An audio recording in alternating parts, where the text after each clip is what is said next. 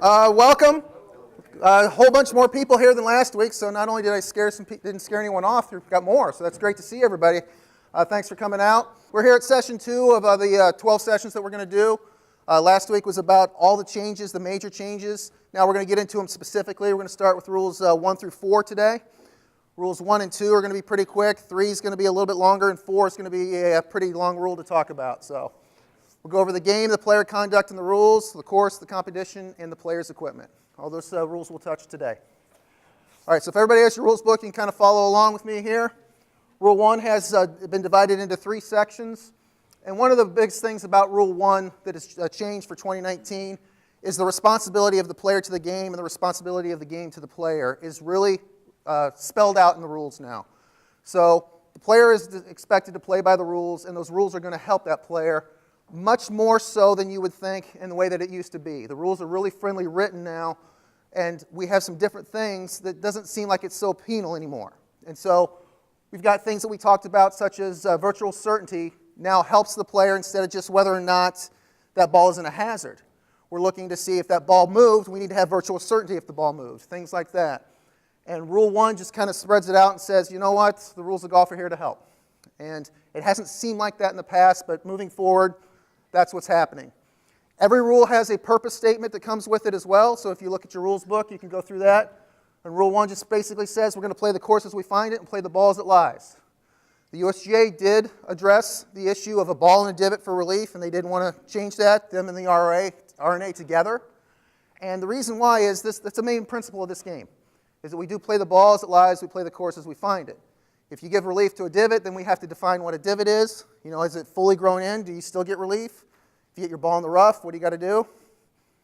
If you have a good lie, well, we're not going to let you have that because you're supposed to get a bad lie. So we can't have rules like that. So we're going to play the ball as it lies, and that's really not going to change moving forward. The players are expected to play by the rules in the spirit of the game. This is a very key element throughout the new rules. Okay, you'll see that we're going to trust the player's judgment. These rules are written so that the player is assumed to not be cheating. I know a lot of you kind of scratch your head and have played with some people that might not play by the rules all the time, but the rules don't work if we don't have that assumption. Okay, these rules are a little bit different than every other code of rules in different sports. You know, the player is expected to play by the rules, and the rules are written that way. The player is responsible for applying on penalties if we breach a rule. Potential advantage is the key term that we're going to talk about moving forward in 2019. So whether or not you get an advantage, there might be a penalty. And each rule has its own specific spelling out of that. And when we get into these 24 rules, you will see that individually. All right, so notable changes in Rule 1. The concept of serious misconduct is introduced. We can now impose penalties in the rules of golf for serious misconduct, not just disqualification. We can put a 1-stroke penalty, a 2-stroke penalty, or disqualification if we want. It brings the etiquette point into the rules. Okay, etiquette has always never been a rule of golf. It's just been assumed that all players would do that. Now we actually have some backing up in the rules that say we can penalize the player. The committee can create the code of conduct to outline this. The KCGA hard card will have a code of conduct when I put it together for the events moving forward, that we will have these penalties available for 1-stroke penalty for a breach, 2-stroke penalty for a breach, or DQ. But that does need to be on the hard card, and that code of conduct does need to be spelled out by every committee. Reasonable judgment, something we hit on last week moving forward. This is a very important concept for the player. If the player is using reasonable judgment, they're probably not going to get penalized if something goes wrong. Okay? We talked about a lost ball quite a bit last week. If somebody's looking for their ball and they're using reasonable judgment to find their ball and they accidentally move it, they're not going to be penalized. Okay? There's a question I sent out on the quiz today that talks about a player using reasonable judgment where the ball crossed into a penalty area. As long as they're using reasonable judgment, they're going to be fine, even if we find out that's wrong, that they dropped in a wrong place. All right, so just some quick little bullet points here about 1.1. Golf is played in a round. Round is highlighted because some of these terms have changed. It used to be a stipulated round. Now it's no longer a round. A lot of these terms that have changed don't really change the meaning of the rule, but they just have made the words a little bit more streamlined and a little bit easier to read instead of all the complicated legalese that we've had in the past. Each hole starts with a stroke from the teeing area, which was formerly the teeing ground. This is not anything new other than the words that we use. Okay? Here's where we start talking about the conduct of the players right away when we get into the first rule. Players are expected to act with integrity. And the great thing about the new rules is all these examples are listed out. If you haven't had any time to go through the rules book yet, you'll notice that there are examples, there are a lot of diagrams, some things that really help us out in trying to understand the rules. What we had to do in the past was just read the rule and kind of decipher it and then get into the decisions manual. But now the new rules actually have it all laid out right there for us. Okay? Players are expected to show consideration for others. Playing at a prompt pace. As we mentioned last week, the main change of these rules was predicated toward pace of play. Most of these new rules that they've put into play and changes are trying to get the game to play a lot faster. So ready golf is actually used as a term in the new rules of golf. We want the players to play at a prompt pace. They can play out of turn as long as they don't agree to do it to violate the rules, like to get an advantage. So there's some certain things that we are expecting of the players now to do to play at a prompt pace of play. Taking good care of the course, for example, by replacing divots, smoothing bunkers, repairing ball marks, and not causing unnecessary damage to the course. These are now talked about in the rules. Okay? There are no violations for etiquette unless you have that code of conduct in play. So keep that in mind for all of the professionals, and if you're running any events, you do have to have that code of conduct laid out. Okay. Penalties other than disqualification may be imposed for player misconduct only if those penalties are adopted. That's a very important sentence. Again, there's no automatic penalty, but that does have to be adopted in the code of conduct. Okay. They may include penalties for breach of its standards, such as a one-stroke penalty or the general penalty. That general penalty hasn't changed. It's still loss of hole in match play, still 2 strokes in stroke play. And the committee may also disqualify a player for serious misconduct. That's not a change. That used to be, it's Rule 33-7. It's just now in Rule 1. So it's the same rule that we've always had. We can always DQ a player for misconduct. But now we want to make sure that we have it really spelled out in the committee. Okay, here's an important part to pick up moving forward with the rules. Rules 1 through 24 are every rule in the rules book, but rules 1 through 20 are basically the playing of the game. Once we get into rules 21 through 24, that's talking about partner play, other forms of play, team competitions, even scrambles involved in the rules of golf now. But all the rules apply to those team competitions. And as I mentioned last week, and hopefully you guys will pick up on this, when it says something in the rules of golf in Rules 120, it never mentions the word partner. It always says the player. Okay? But those rules do include the partner because of Rules 21 through 24. But you're not going to see it spelled out as partner in those first 20 rules. But just keep in mind the partner is involved in those. And like one of the new changes moving forward is a partner can drop your ball for you now from here. And your ball's in play. So the partner can act for the side. But that covers all these new rules that we're talking about. But you will not find that word in those first 20 rules. Players are responsible for complying with all the terms of the competition adopted by the committee. That's very similar to what we do now. So no changes there. The player is responsible for applying the rules. Players are responsible to make sure if they know that there's a penalty to apply it. Okay? If they do not apply it, then we're going to end up probably with a situation where they end up being disqualified. Players are still responsible to make sure that they're on top of the rules. This is laid out in Rule 1, what we expect of these players. It says right there, don't cheat. That's what we're getting at right there. If a player knows that he or she has breached a rule that involves a penalty and deliberately fails to apply the penalty, they're DQ'd. There's that word that we're going to see a lot, deliberately. Okay, it's very important to know the difference between deliberate and accidental. Okay, so if we deliberately do something, there's going to be more consequences than accidental, because accidental is very, very likely not going to have any consequences. So the rules are very, very kind to the player now. Okay, this rule has not changed. If 2 or more players deliberately agree to ignore any rule where they know a penalty is applied, they're disqualified, even if they've not acted on an agreement. I use my good friend JD as an example here. If we're playing a match, and we're walking to the first tee, and JD says, you know, Todd, you're a great putter, so we're just going to give everything inside of 3 feet today. I'm like, yeah, that's cool, we'll do that. Okay, so we've agreed to waive a rule. If we tee off, we're going to be disqualified.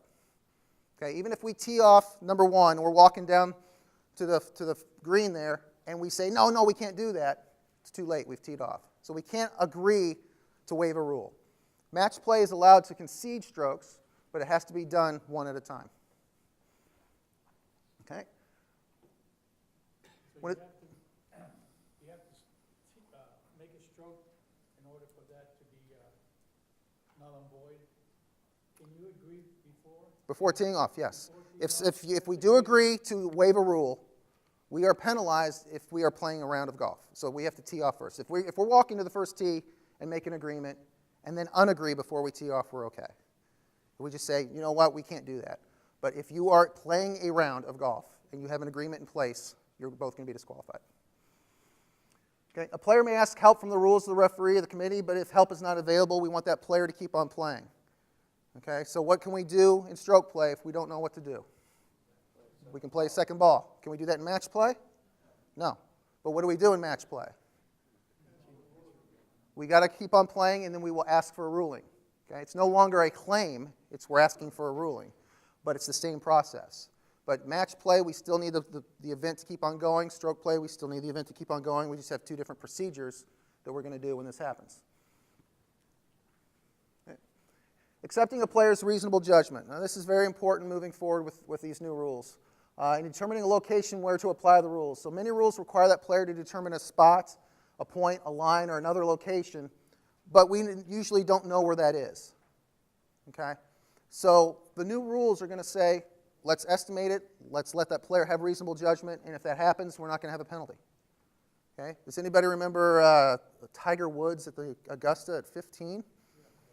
Okay? When his ball hit the flag stick and went into the water, and he took relief in that position right there, was he using his best judgment?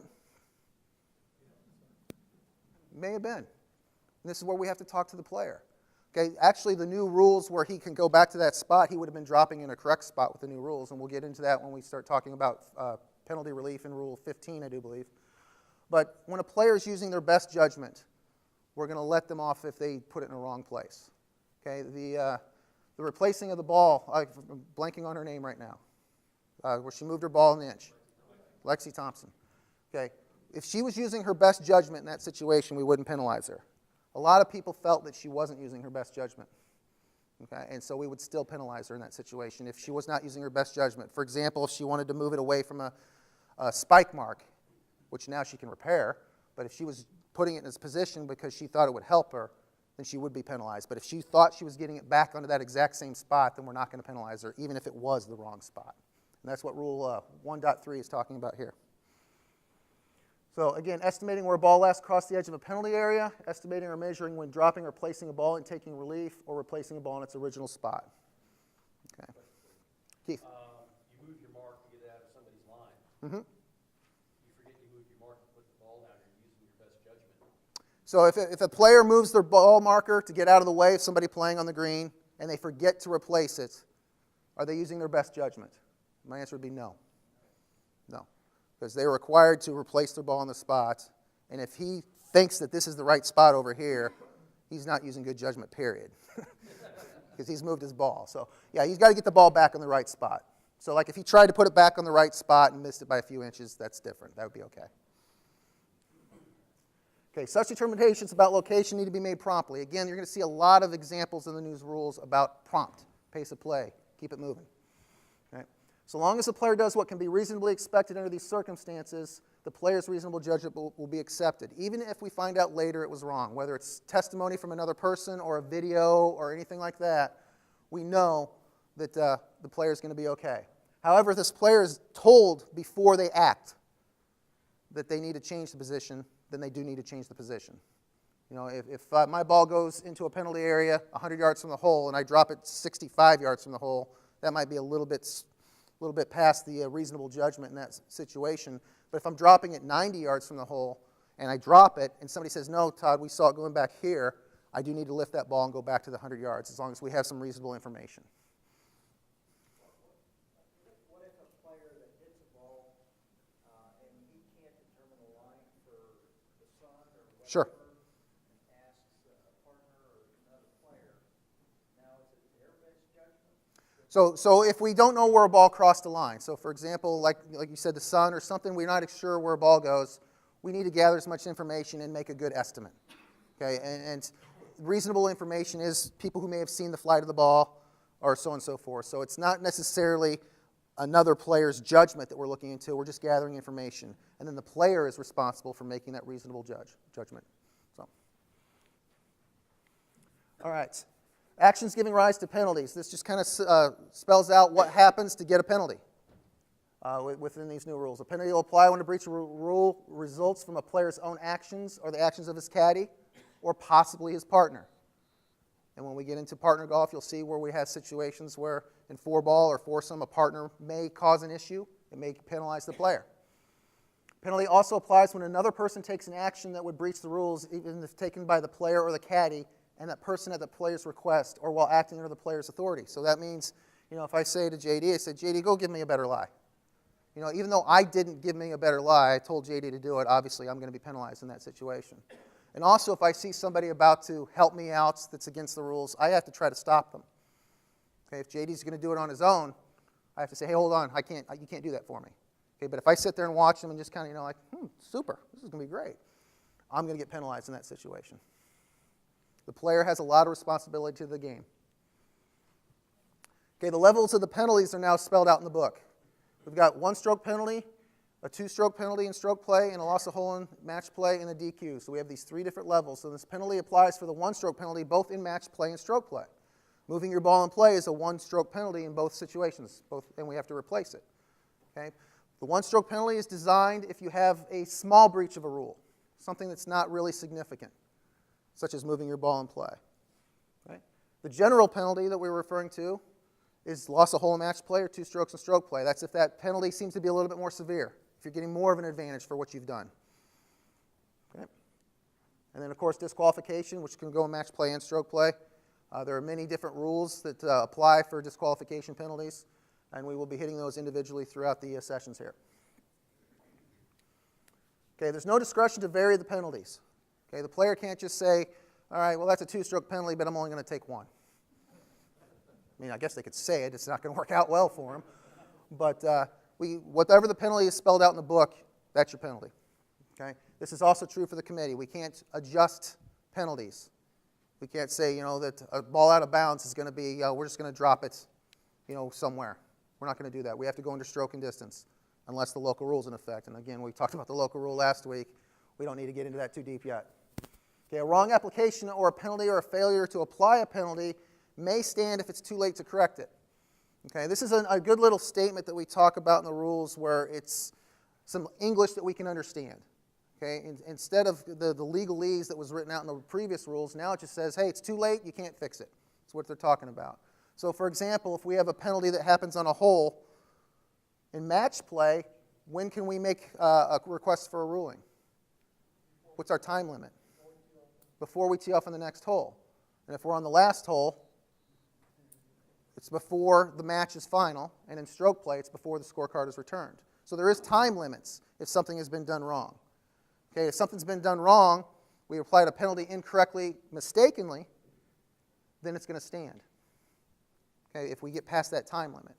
But if we're inside that time limit, we can correct that mistake. Keith? If you have a multi-round tournament, Mm-hmm. is it too late before the close of competition or too late after that round? Okay, is it too late, if we have a multi-round event, is it too late for a correction between rounds, or does it have to happen in that round? Well, it depends on the situation. It really does. If we have something that's going on a hole, once we tee off on that next hole, it's probably going to stand in match play, but in stroke play, we can go back and fix that, as long as the competition is going on. Like you've got a round. Right. So like if something happens and we discover it between rounds, Yes. in stroke play, we can fix that, because the competition is still open. Okay. It's not just a round event. So, and there's certain situations that we can't fix it, but we'll get into that. But for the most part, if we can fix it, we will fix it. That's true. Carol? Since there's no scorecard in match play, Mm-hmm. when do you correct that error? When is the error corrected in match play since there is no scorecard? And the answer to that is when the final result has been announced. And whether or not we write it on a board or you turn in the card to the pro and he says, okay, you're playing the next, whatever the committee decides is the announcement of that match. Yeah. Okay, in match play, the player and the opponent may agree how to decide a rules issue so long as they don't deliberately agree to waive a rule of golf.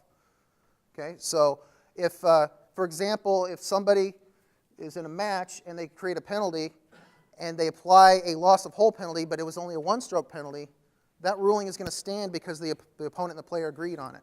But they're not doing it deliberately. They're not changing a rule deliberately, so that is going to stand. So when you're in match play, it's a total different situation in the fact that it's just the two of you or the two sides playing each other. Nobody else cares about the results, so the rules are going to let you figure that out on your own. Just kind of hash it out. And if you can't figure it out, you're going to ask for a ruling. But in match play, there's a lot of leniency allowed between what the opponents on each side can allow to happen. Okay, here's a part in the book that we will be using quite frequently when we talk about a lot of our quizzes and a lot of situations, is when we have multiple situations where breaches occur.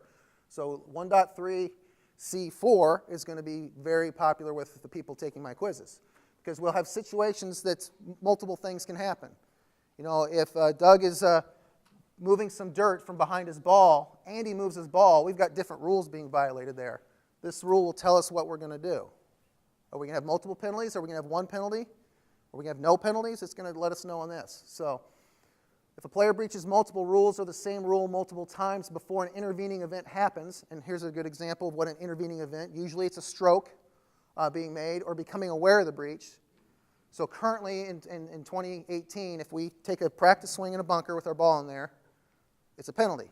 And I tell you it's a penalty, you're going to get 2 strokes in stroke play.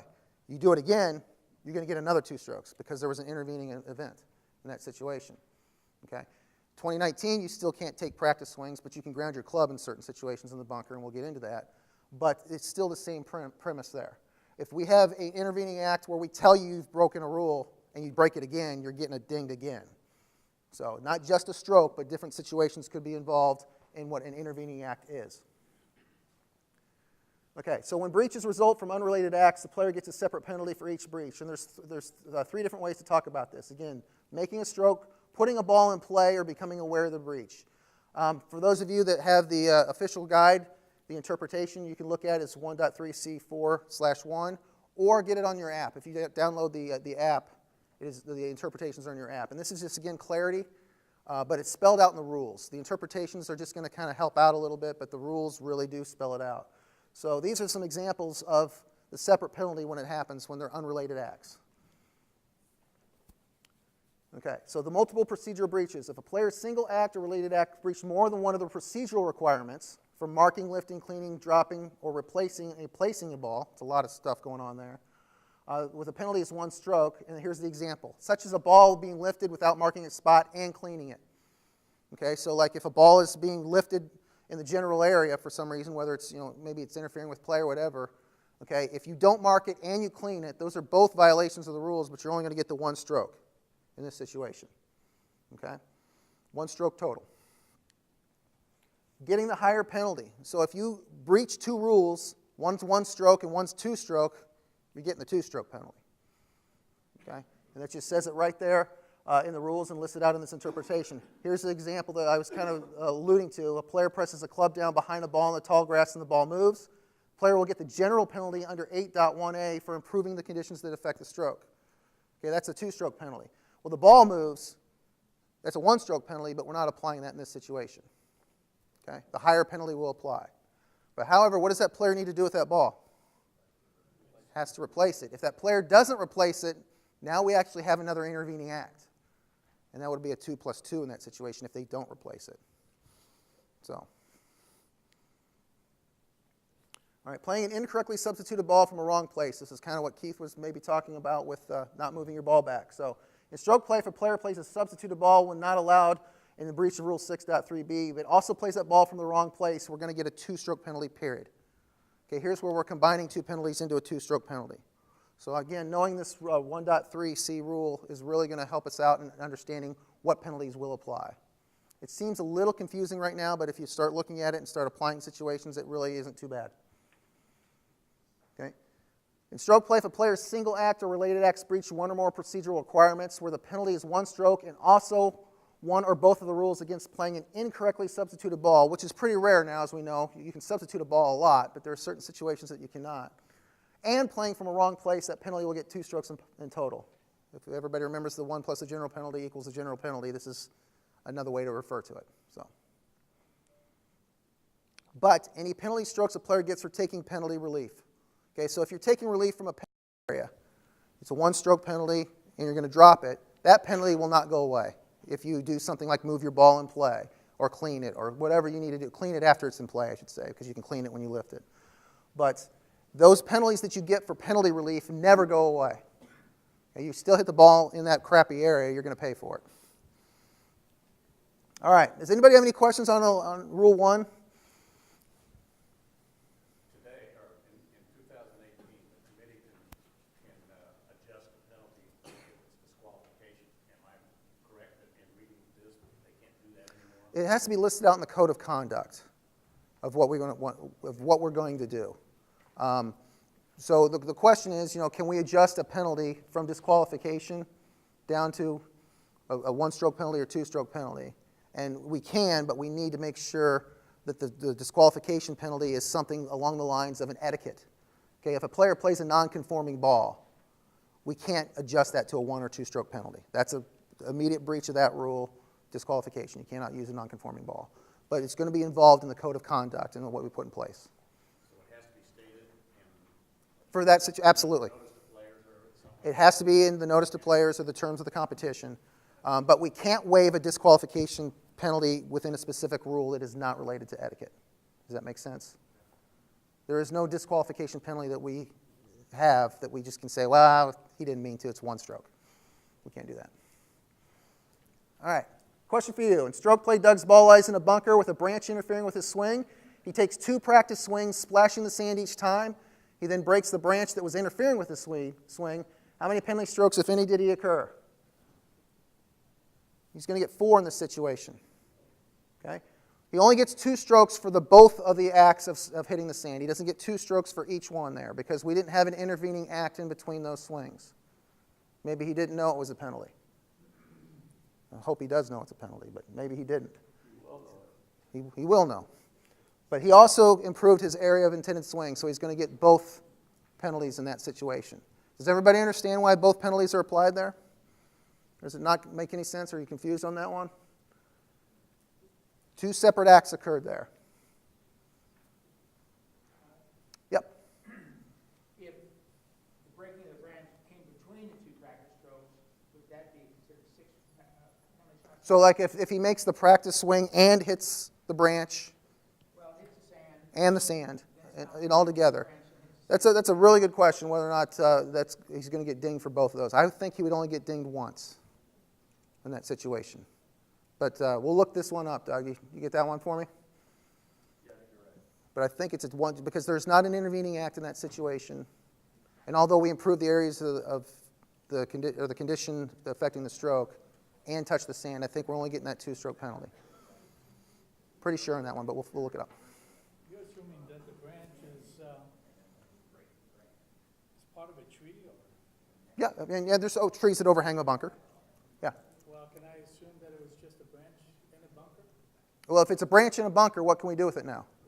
We can move it. Can we touch it with a swing? Can we touch that impediment? Yeah, it's okay. So, yeah, I don't see anything that it's, I didn't say it was in a tree, but he broke a branch that was interfering with his swing. So you could have, in disgust, broken it, picked it up and broke it. he could have. If that's the situation, then I wouldn't penalize him because it would be a loose impediment. So Making a stroke or learning that what you've done violates the rules of the intervening act, but breaking a branch would not count as an intervening act. So okay, situation would be the same. okay, perfect. Same answer. Okay. All right. Rule 1, like I said, the main point of Rule 1 is just it's an introduction to these rules that say the player's got some responsibilities to the game and the game has responsibilities to the player, and just make sure you follow the rules. Then when we start talking about applying penalties and getting into that, 1.3 will really kind of guide us in that correct direction.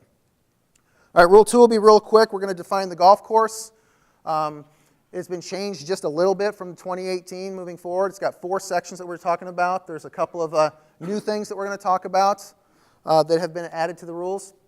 The purpose of this rule is to have the 5 defined areas of the course defined. So we've taken the 4 defined areas of the course. We've left them basically the same, but we've split one of those in half. So we kept the teeing ground and turned it into the teeing area. We've kept through the green and we've turned it into the general area. Okay? We've kept the putting green. It's still the putting green, but we've taken hazards and eliminated that term and divided them into bunkers and penalty areas. And they have separate rules, which is why they're defined differently now within the rules of golf. And there are several types of defined objects and conditions that can interfere with play. Abnormal course conditions is going to be the thing that we're talking about now, instead of abnormal ground conditions. And abnormal course conditions now also include immovable obstructions. It's important to know the area of the course where the ball lies and the status of any interfering objects so that we can make the ruling based on the situation that we're talking about. So that's why this Rule 2 is in play. Again, notable changes. Areas of the course go from 4 to 5. Doesn't really affect anything there other than the fact that we have special rules for bunkers and penalty areas. Term hazard has been eliminated. Through the green is renamed the general area. And the abnormal course conditions replaces abnormal ground conditions. And the new term no play zone replaces the previously limited uses of the environmentally sensitive area. Okay, so we know that we can't play from an environmentally sensitive area if the club doesn't want us to, but now the rules of golf have this term called the no play zone, which can be put anywhere on the golf course and actually even off the golf course in a special situation to where play is prohibited from. You're going to get a penalty under the wrong place if you play from a no play zone. Okay, an example of putting a no play zone off of golf course would be, for example, a player has a ball that's near an out of bounds line, and there's a bunch of trees or something like that that the committee doesn't want destroyed because it's in a player's yard, or a neighbor's yard, or they just don't want those trees touched for any reason. If the swing was going to touch that tree, they can determine that that no play zone is out of bounds and you can't play from there. So it's one of those situations where if you have any type of interference, you have to take free relief from the no play zone. We'll talk about that just a little bit when we get into it. Okay, the golf course is played on the course where the boundaries are set by the committee, and areas not on the course are out of bounds. Pretty straightforward. But terms like this and statements like this really come up when we're trying to figure out what to do when a ball is in a certain situation. So basically, we've got a golf course, and then we have nothing. Everything that's out of bounds doesn't concern us. Okay, the 5 areas of the course, we've got the general area. It covers the entire course except for the 4 specific areas that are highlighted there. Okay, it includes anything on the golf course, other holes.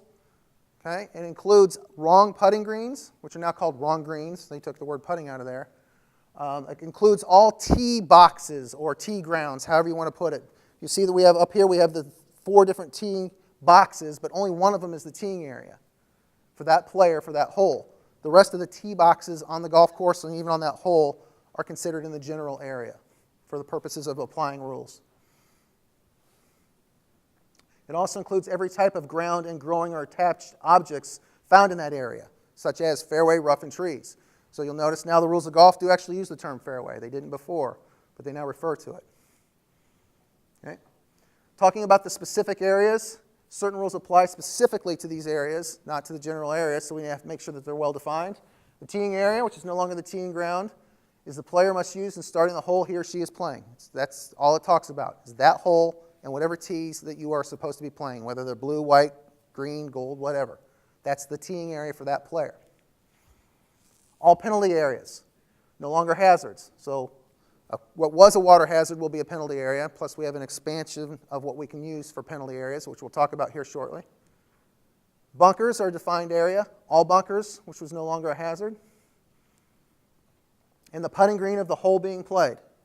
So the putting green of another hole is the general area, but the putting green is what we're talking about. The word "the" is very important. The teeing area and the putting green refers to the specific of that player for that hole. All right, so let's just go over real quick. I actually do have sound this week, so we'll talk about the penalty areas for all the professionals here that are really interested in getting their course marked. This will kind of lay it out a little bit, and then I'll be happy to answer any questions about it. Red and yellow water hazards, 2 things that most golfers are pretty familiar with.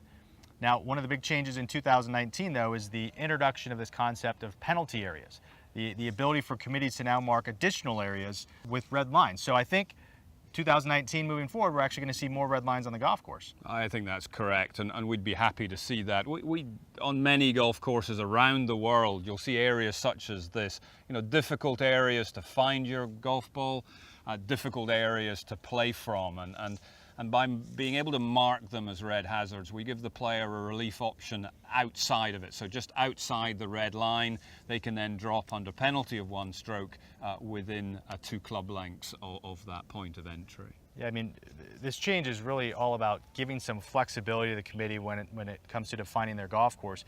But because we are going to see more red lines, there's now the opportunity for players to find their balls in more situations. You know, similar to this, if my ball is there, I may well want to play it. Yes. Right? Under the current rules, there are a number of things I can't do. I can't ground my club or move loose impediments. All those things come 2019 as part of the Rules Modernization Initiative. Those go away as well. So if a player wants to play their ball, they're now going to have the ability to do some things that today they wouldn't allow for. And again, I think just offering that flexibility to the player, you know, you can play the ball as it lies, you can do all these things, or you can take relief under a penalty of 1 stroke. I think that's all important. It is important, and a key element, a key theme throughout the modernisation process was trying to speed the game up. And we think that these changes in and around penalty areas will do just that. Make a wonderful game just that little bit quicker, and therefore that little bit better. Okay, so the concept of the penalty area, and we get a lot of questions, or I have gotten a lot of questions about, do we need to mark them? Do we need to stake them? And really the answer is whatever you want to do at your facility. They can be defined by the cut of the grass. If you're going to have a penalty area be, waist-high grass, you don't need to put red lines and stakes out there. I suggest that you do stakes just to help out from a distance to whether or not that is going to be a penalty area. But marking a golf course, it's not necessary to mark all these areas with red paint and triple your budget for red paint. I go through quite a bit of it in my year, and I don't want to pay for much more of it because it's a ton of paint that we put out there. We suggest that you keep marking water hazards, currently as they are called, with red paint. But you go into a place like Canyon Farms where it's all gunched down both sides of every hole. You don't want to be spraying that the whole time. But you can define it in the terms of your competition or on your club's hard card as saying the penalty area on hole 2 is the right side, defined by the cut of the grass. So it's not necessary to mark everything, but it is necessary to let the players know that it is a penalty area. And one of the good things moving forward about the penalty areas is whether or not your ball is in there, and if you're not sure it's a penalty area, the rules will kind of help you out in the fact that, well, you can still do whatever you want in there. So if your ball is currently in a hazard and you're not sure and you ground your club and you find out later it was a hazard, you're getting penalized today. Next year you're not. So if you don't know your ball's in the penalty area, you're going to get some relief in that situation. The only difference is you're allowed 1-stroke penalty relief from a penalty area instead of just the through the green that we're currently talking about. Does anybody have any specific questions about penalty areas? Is it clubs or the committee's discretion as to whether they mark them red or yellow? Is it the club or the committee's discretion whether they mark them red or yellow? And generally, yes. All penalty areas may be marked red, and it says specifically in the new definition of a penalty area, and I would encourage that. There's nothing wrong with that. Just be alert if you have a red penalty area that a ball would cross and come back into. Just make sure that there's a place that they can drop that's no near the hole. So that's where a yellow penalty area might be a better marking. But your options for the red penalty area are the same as the yellow, with an addition added to it. So, Dan. In regular competitions, USGA or the KCGA, will we mark the entire course? No, we will not. We will not mark the entire course, but we will mark probably more than a course normally does. We will spell it out in our terms of the competition. Yes. It'll be very similar to the way we do it now. We might find some spots that might be questionable and say we better mark this. But in general, we're not going to put a bunch more out there. So you're going to say red paint too? Yes. Yeah. That's the treasure of the KCGA, if anybody didn't know that. So. All right. Any other questions about penalty areas? And I'll be happy to talk to anybody afterwards about your specific golf courses. Jackie. Can you clarify course boundary versus penalty area? Course boundary versus penalty area. Some clubs have thought about making out-of-bounds penalty areas so that they can take basically 1 stroke where it crossed, drop there, and move on. This is not allowed in the rules of golf. Okay, out-of-bounds is out-of-bounds, and stroke and distance needs to be played. Okay, the rules don't want you to do that, but they can't stop you from doing that. If a club does that, they're going to do it. I get that point. If you do that, and Jackie and I have talked about this as well, is that you better check with your insurance people. Because if it's a penalty area, what can you do? You can play from it. So if you mark out of bounds as a penalty area and it happens to be somebody's yard, the rules of golf say you can go in there and take a divot out of that guy's yard, or you can go in there and twist your ankle, and now that guy's got something to talk about. So be very, very, very careful about course boundaries. It's really, important that you define your course boundaries really well. And even if you have a situation where a penalty area goes into a course boundary, make sure that you have those pretty well defined, but the course boundary is the important one. But I would really, really, really suggest that you do not mark out of bounds as penalty areas for that reason. All right. Thank you, Jackie, for that. All right, defined areas of the course. Determining the area of the course where the ball lies. Again, this is very important so we know what rules can be applied. We have a penalty area and a bunker here. So we got to define where is that ball. And the rules of golf actually spell it out now. If everybody remembers 2018, where we had this question, how did you find this answers? You had to go into the decisions. We didn't know where it lied, and the decisions spelled it out. But now the new rules specifically talk about it. And that's one of the greatest things about these new rules is the taking all these decisions and incorporating them into the rules so that we don't need that interpretations manual.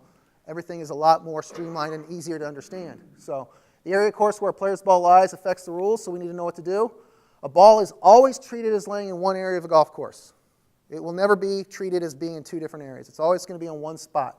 If part of the ball is in both the general area and one of the 4 specific areas of the course, it will always go to that specific area.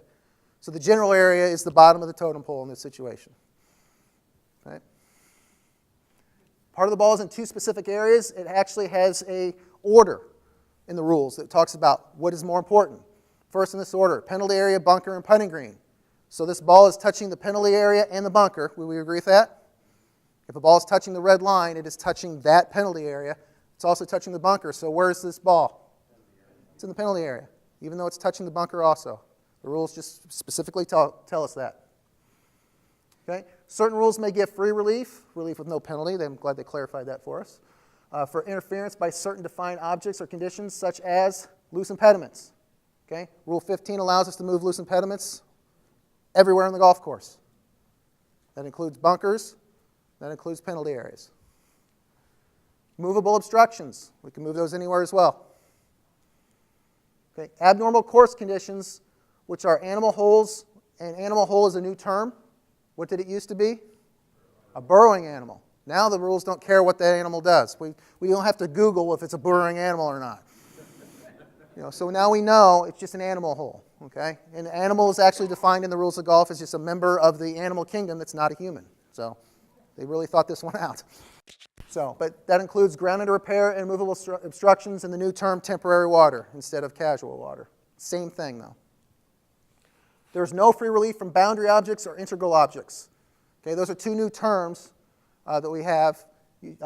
Integral objects, they used to be an integral part of the golf course. And boundary objects is a new introduction that talks about fences, stakes, and so on and so forth. Getting back to that animal hole. Uh-huh. If an animal were to walk through a trap and create a hoof print. Create a hoof print. Is that a hole or does he have to actually dig? Okay, so if an animal walks through a bunker and creates footprints, does he get relief from that? And from the rules, the answer is no.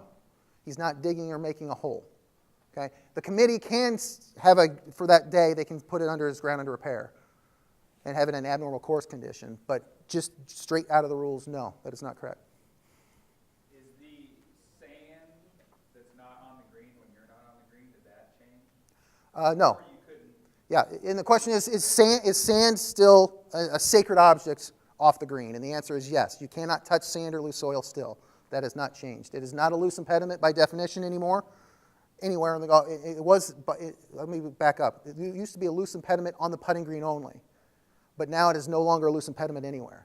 But you can move it on the green. That's how they say it. So they made the definition simpler. But yes, you cannot touch loose soil or sand in the general area. So Todd, it used to be that any part of your ball was on the putting green. You were on the green. But now... Not necessarily. Not necessarily, because your ball could be touching the putting green and a hazard. And where's that ball?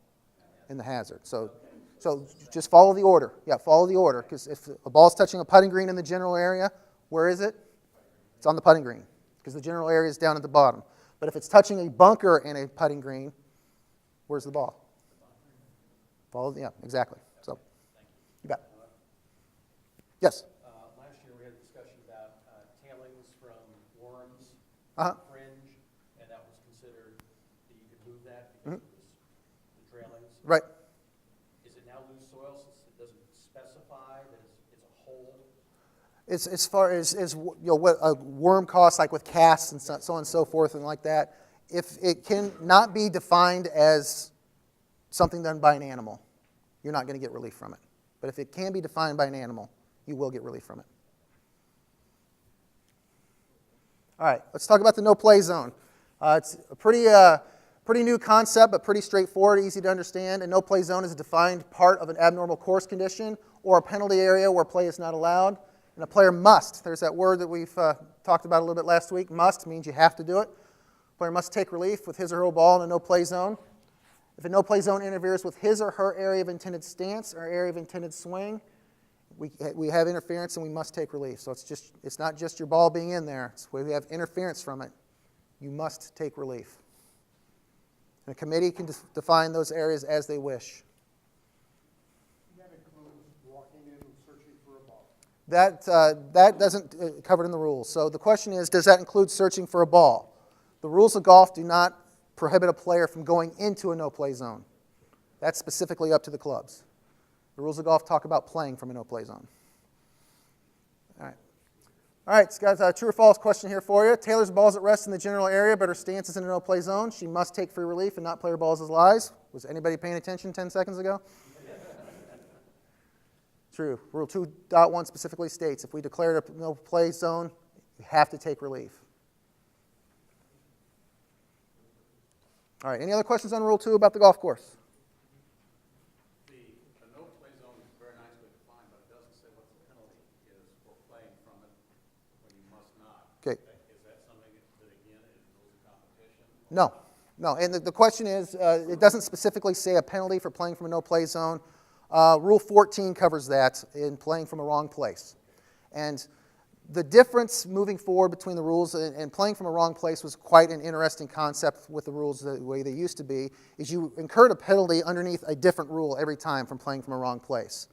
So like if you played from a wrong putting green, there was a rule that you had to go to that one, Rule 25, I think. But now the rule is a wrong place is a wrong place. It's that rule. So everybody gets penalized under Rule 14 from no matter how they play from a wrong place. On 15 at Iron Horse, at the end of that fairway, there's that wetland area you're not allowed to play out of. Uh-huh. Why wouldn't you just hit your driver into the wetland area all the time? Is there a penalty to that shot? There's not a penalty in the rules to hit a ball into a no-play zone if it's through the green, in the general area. If a committee puts something out there for this example. Another one might be like if you have fairways that are close to each other and you don't want somebody playing a hole we have in-course out of bounds or something like that, or anything that the committee doesn't want you to play from, as long as it's not in a penalty area, you don't get penalized. Now, an environmentally sensitive area that we currently talk about is usually a penalty to go into, and that does not change in 2019.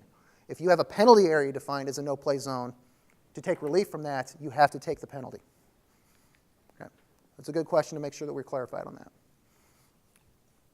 All right. Rule 3 covers the competition. This is a good example of how our rules went from 34 to 24. They start combining these rules. Match play had its own rule, stroke play had its own rule, but now they're all included here in Rule 3. It covers the 3 central elements of every competition. And if you think about it, there only really is 3 ways to divide the competition. We've got either stroke play or match play. Okay? Either it's an individual or with a partner, or if we're doing gross or net. Okay? So the purpose of this rule kind of spells out what rules are going to apply for what players in what situation. Okay, wrong information was replaced by giving the wrong number of strokes taken. So they made it a little bit more wordy, but it's still the same thing. And failing to tell an opponent about a penalty. So wrong information was its own rule, and it's now included in this rule as well. Hole scores are now certified rather than the scorecard being signed. So they just termed it differently. And the reason why they did that is now you don't have to have a paper scorecard. We can do it electronically, but you can't sign something electronically unless you want to get yourself in trouble by signing somebody else's phone. But now they just term it a little bit different, but it doesn't change the fact that we need to know the hole-by-hole scores and certified by the marker. The local rule for no penalty for wrong score because of an unknown penalty is now incorporated into the rules. So is everybody familiar with this one? If you incurred a penalty and didn't know about it, okay, just a few years ago, and you signed your scorecard, what happened? Just a few years ago. You got disqualified for signing a wrong scorecard. They changed that rule and just said, well, we're going to make it a 2-stroke penalty plus apply the penalty. Well, they changed that again. Now it's just apply the penalty. And then now we're at this point where you're not going to get a penalty for a wrong score because of an unknown penalty. Okay, so you're not going to get penalized for that, but you will still incur the penalty that you would have gotten for like whatever that penalty was. For example, if you didn't know hitting a ball into a red penalty area was a one-stroke penalty, and you wrote down a 4 instead of a 5, they're going to go back and fix that and make it a 5. You're still going to get that penalty, but you're not going to get a penalty for signing a wrong scorecard like we did in the past. The timeline to request a ruling instead of a claim situation on the last hole of the match is extended until the match is final. We talked about that with Carol's question there. And the timeline to correct a mistake on the last hole of a stroke play round is extended until the scorecard's returned. And that just basically is changing the fact of walking off the 18th green meant your stroke play round was over and you couldn't fix it. So instead of doing this thing, we're like, oh, I'm not off the green yet. We actually talk about returning the scorecard now. All right, so we talked the difference. Let's get into the difference between match play and stroke play. And it's very important that we know the difference here. And it's also very important that we don't play an event that has both of them going on at the same time. And we can't have a match play and a stroke play event being played concurrently because the rules are so different. If JD and I are playing a match in a stroke play situation and JD gives me that 6-footer that he knows I'm going to make, but stroke play, it kind of doesn't make sense. You can't give strokes in stroke play. So that's why we can't play those together. Okay? Match play, a player and opponent compete against each other based on holes won, lost, or tied. They actually say the word tied now instead of halved. The regular form of stroke play, all players compete with one another based on the total score against everybody. We know what this is. This hasn't changed. But the differences in the rules are very, very significant. Other forms of stroke play, Rule 21 covers things such as Stableford, the new introduction of maximum score, also par and bogey. I don't know if many people use those very much anymore. But again, they use a different scoring method, but Rules 1 and 20 apply to those things, but those Rules 21 through 24 will alter certain situations. We'll specifically talk about those as we get into those rules. So golf is played by either individuals competing on their own or by partners or competing together as a side.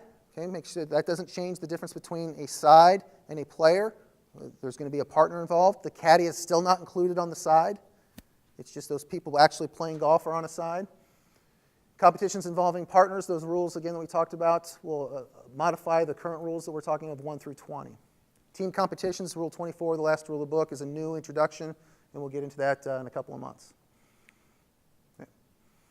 This doesn't change here at all. Scratch and gross competitions talk about just what you made on the hole, and that is obviously going to be with handicap. No big change for this. When we get into match play and stroke play, they actually have their own purpose statements within the rule as well, just to make sure that everybody's clear on how the rules are going to be applied. Match play, you compete solely against each other on every hole, or you have sides competing against each other. It's important that these rules are addressed in this situation because we can see each other's play and we can protect our own interests, but nobody else cares about the result of the match. Okay? JD and I's match doesn't matter between Jeff and David. Doesn't matter.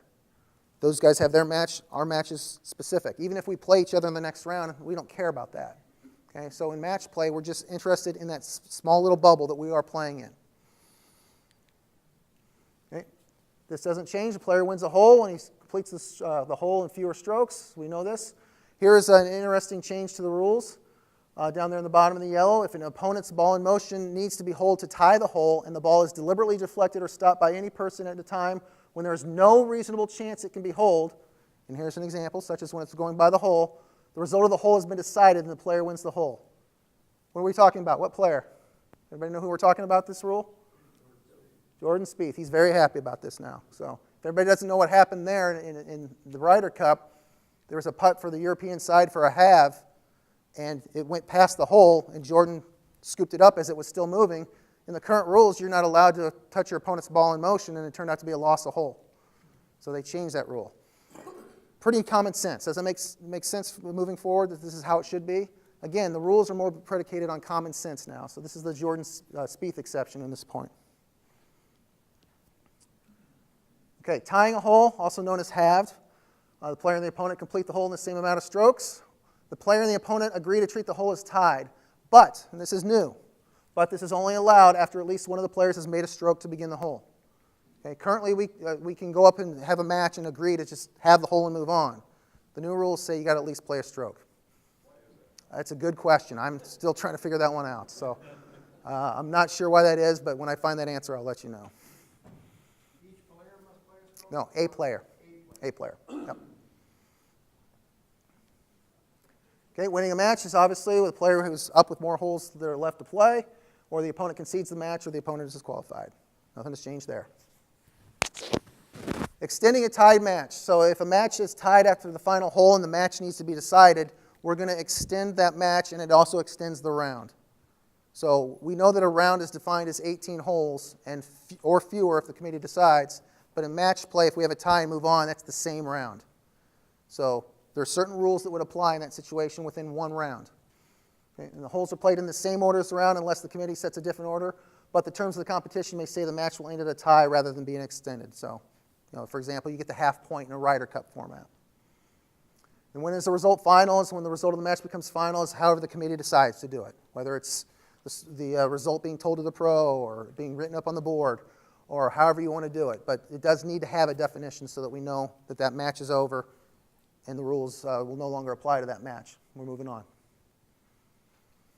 Talking about concessions, a player may concede a stroke, hole, or match, and a player may concede the opponent's next stroke or hole and match in certain situations, and it is allowed at any time before the opponent's next stroke is made. This is a slight change as well. What was the rule before? The ball had to be at rest. And not many people really paid attention to that rule, but if JD hits a putt that goes up to the hole and it's just kind of creeping away, I had to sit there and wait for it to come to rest and say, that's good. Okay, but now if there's no reasonable way that ball is going to go in the hole, I can concede it while it's still moving. So not a big change, but it does make sense with the way that the new rules are written. Okay, and the player may concede the opponent's next stroke by deflecting or stopping the opponent's ball in motion only if it's not going to be holed.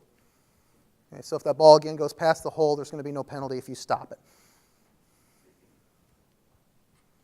Conceding a hole. This is allowed to be done anytime before the hole is completed, which includes before the players start the hole. So you can concede it, you can't just agree to tie it. Difference there. Conceding the match is the same way. This is allowed any time before the result of the match is decided, including before the players start the match. And how are the concessions made? They kind of spell this out specifically in the rules now, just so that we know what we're talking about and what we want to see from the players. Okay, this can be either done verbally or by an action that clearly shows the player's intent. And that's the terms that we're going to see a lot in the rules. We know what the player is trying to do. We're going to say it's fine. Okay? Me doing this means pick it up. We get that. That's okay. We don't have to specifically say it a certain way. Okay? That was the case before, but now they kind of spell it out in the rules. And that concession is final even if you have a misunderstanding of what your opponent... Yeah. Is the concession final even if you have a misunderstanding about what the opponent's strokes are? And the answer is yes, unless you've been told something differently by that opponent. Yeah, a concession cannot be withdrawn or declined. Okay, a concession is final in that situation, even if there's a misunderstanding. Okay, handicaps in match play. A lot of us deal with these on a daily basis at our clubs. The player and the opponent should, it's not necessarily required, it says should, tell each other player their handicaps before the match. If a player declares a wrong handicap either before or during the match and does not correct this mistake before the opponent makes his next stroke, it depends on what's going on here. So the first thing, if we declare a handicap is too high, the player is disqualified if it affects the amount of strokes taken. Okay, we've been over this before. What does that mean? Like if we're playing a handicap match, we might be getting a percentage. So like in an 80% handicap match, player A declares he's a 3, but he's actually a 2. His opponent is a scratch handicap, so A is entitled to the 2.41 strokes on his declaration, which rounds to a 2, but he's actually supposed to only get 1.6 strokes, which also rounds to a 2. So the fact that he said he was a 3 when he's actually a 2 doesn't get him disqualified in this situation because it doesn't affect the amount of strokes. Okay. Declare handicap too low, there's no penalty, and the player plays off the declared handicap. So if you're a 17 and you declare you're a 1, all right, feeling good that day, I guess. So, but you're playing as a 1. Okay. In holes where handicap strokes are applied, handicap strokes are given hole by hole, and the lower net score wins the hole. And if a tied match is extended, handicap strokes are given as they fall, as they did on the card in the same way. I get a lot of questions about this from some clubs across the Kansas City area throughout the year. What do we do with extra holes? It's like, well, as they fall on the scorecard, that doesn't change. So if a player is entitled to 16 strokes and you play 20 holes, that player might be getting 17 or 18 strokes depending on how they dot. So If we keep on going, it's just going to keep the scorecard in the same way. Okay? If the players mistakenly apply handicap strokes on a hole, the agreed result of the hole stands unless they've fixed that in time. This is another question I get a lot. It has happened before where, I'm not picking on anybody here, but the pro gives a wrong scorecard to the players. It's dotted off the men's handicaps when ladies are playing or vice versa. Okay? If the players go on and start playing that match and they play a hole and they see that there's a dot there and they agree to it as they play the hole, it's going to stand as played. Okay? We're not going to go back and change the result. We're going to change moving forward. It's like if we catch it on the 7th hole, say, oh, this is being dotted off the men, we need to change it to the women. We can do that as long as we keep the same number of strokes for the entire match for the players that they are entitled to.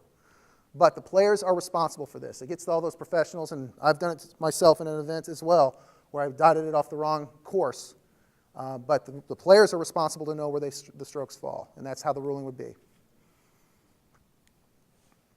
All right, telling the opponent about the number of strokes taken. This is underneath the old rule of wrong information. At any time during the play of the hole or after the hole is completed, the opponent may ask the player for the number of strokes the player has taken on the hole.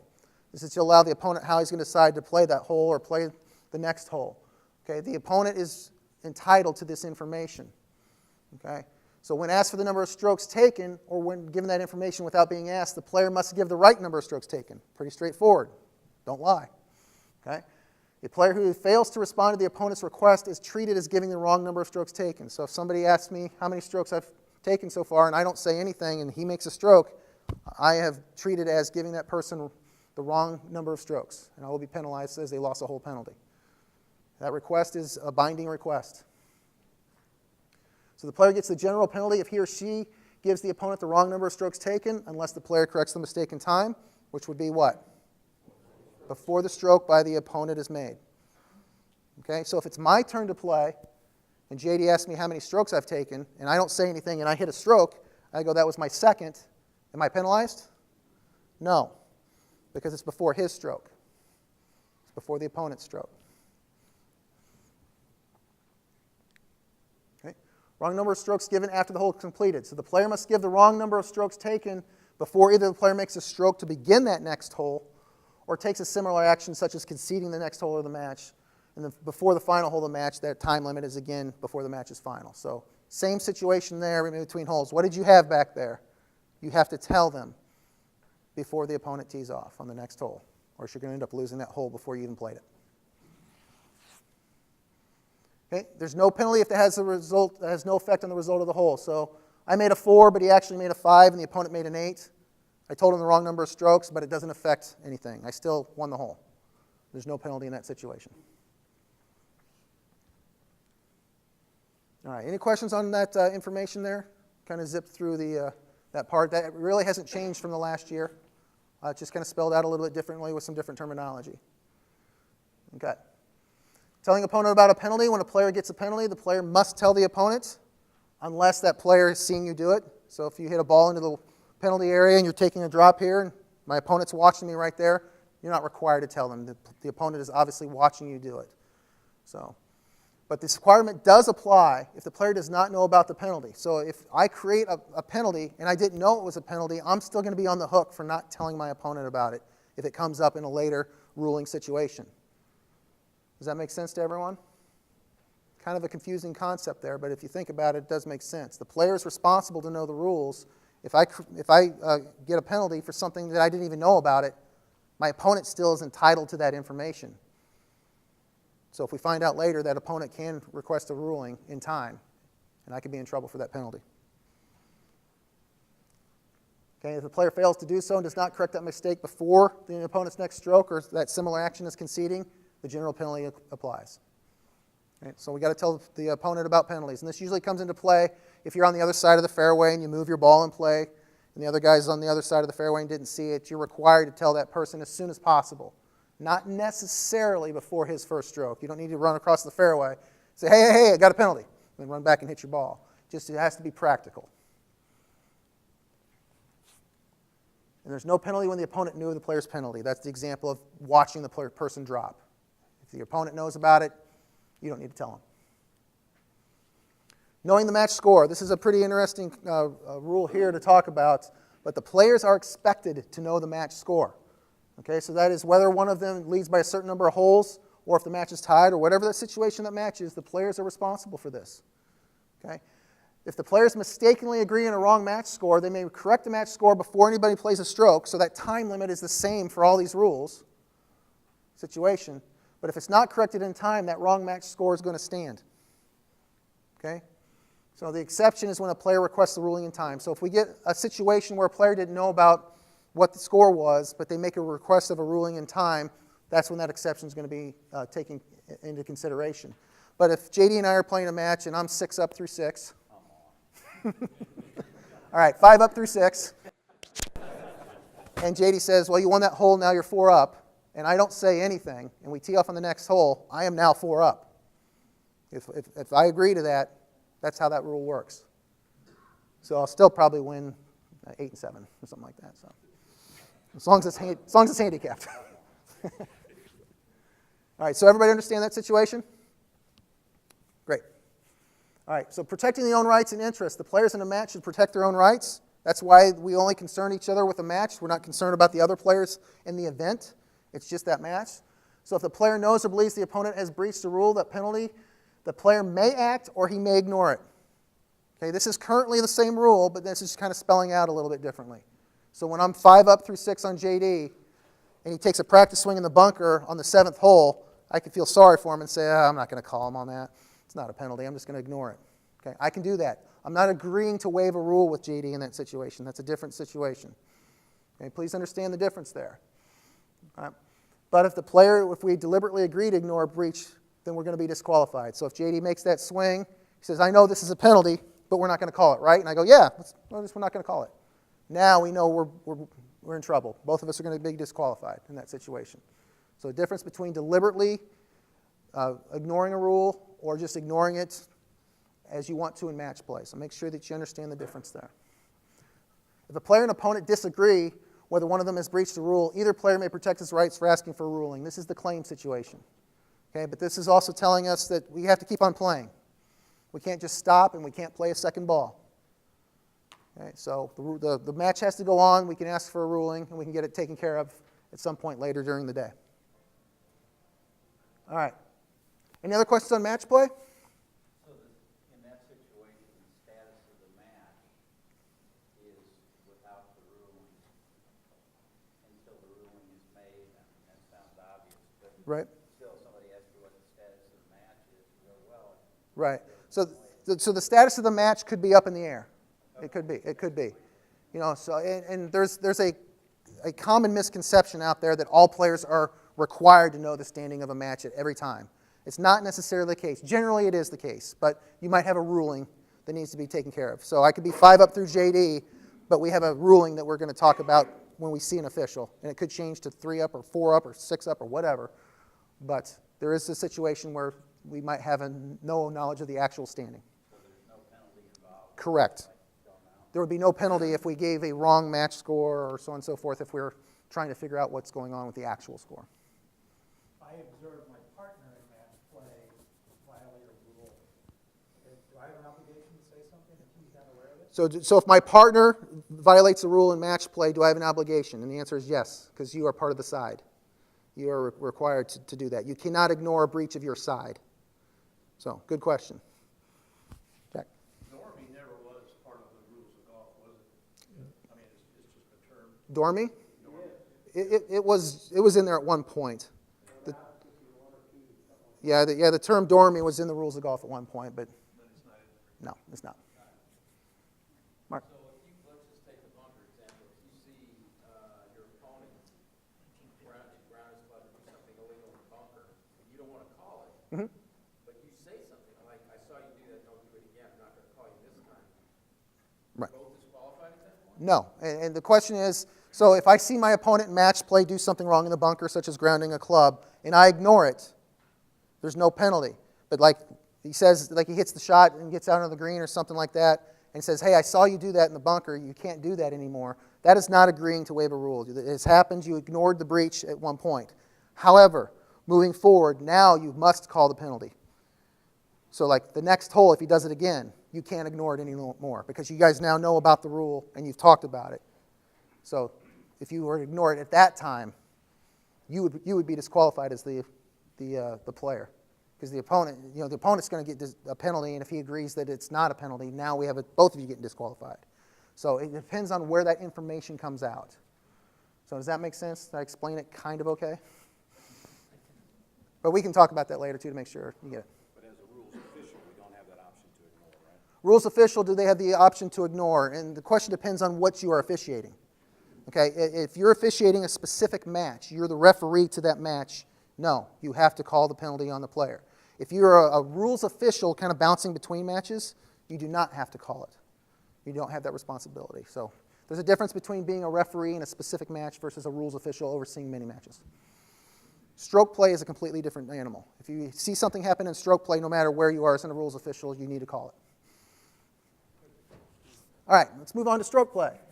Stroke play has its specific rules, particularly referring to scorecards and holing out. Each player competes against all players in the competition. We've heard of the term protecting the field. That's what this rule is all about, because all players need to be treated equally under the rules, so we got to make sure that we're all playing underneath that same code. And after the round, the player and the marker must certify that player's score for each hole is right, and the player must return the scorecard to the committee. So this is all we are currently familiar with. It's just spelled out a little bit differently within the new rules. Winner in stroke play is the player who completes that round or all the rounds, and the lowest number of strokes, handicap competition, net strokes. Okay, scoring has not changed in much. Another thing about the new rules is you see all these diagrams and examples in the new rules. And this is right here in the rules book that tells about where the player has responsibility, where the marker has responsibility, and where the committee has responsibility. It's a great thing that they've added to these rules. All right. The player must use the same marker for the entire round unless the committee approves a change, either before or after it happens. Okay, and this is an important distinction in the rules, before or after it happens. And we'll see this when we're talking about playing also in the same group. Okay, so, and I'll use that as an example of what we're talking about. So if we have two players playing behind a twosome, and they decide on their own to pair up into a foursome because of pace of play, okay, that is a violation of the rules. They cannot do that. It's not an automatic disqualification. The committee can decide after it happens, say, okay, all right, don't do it again. You're fine.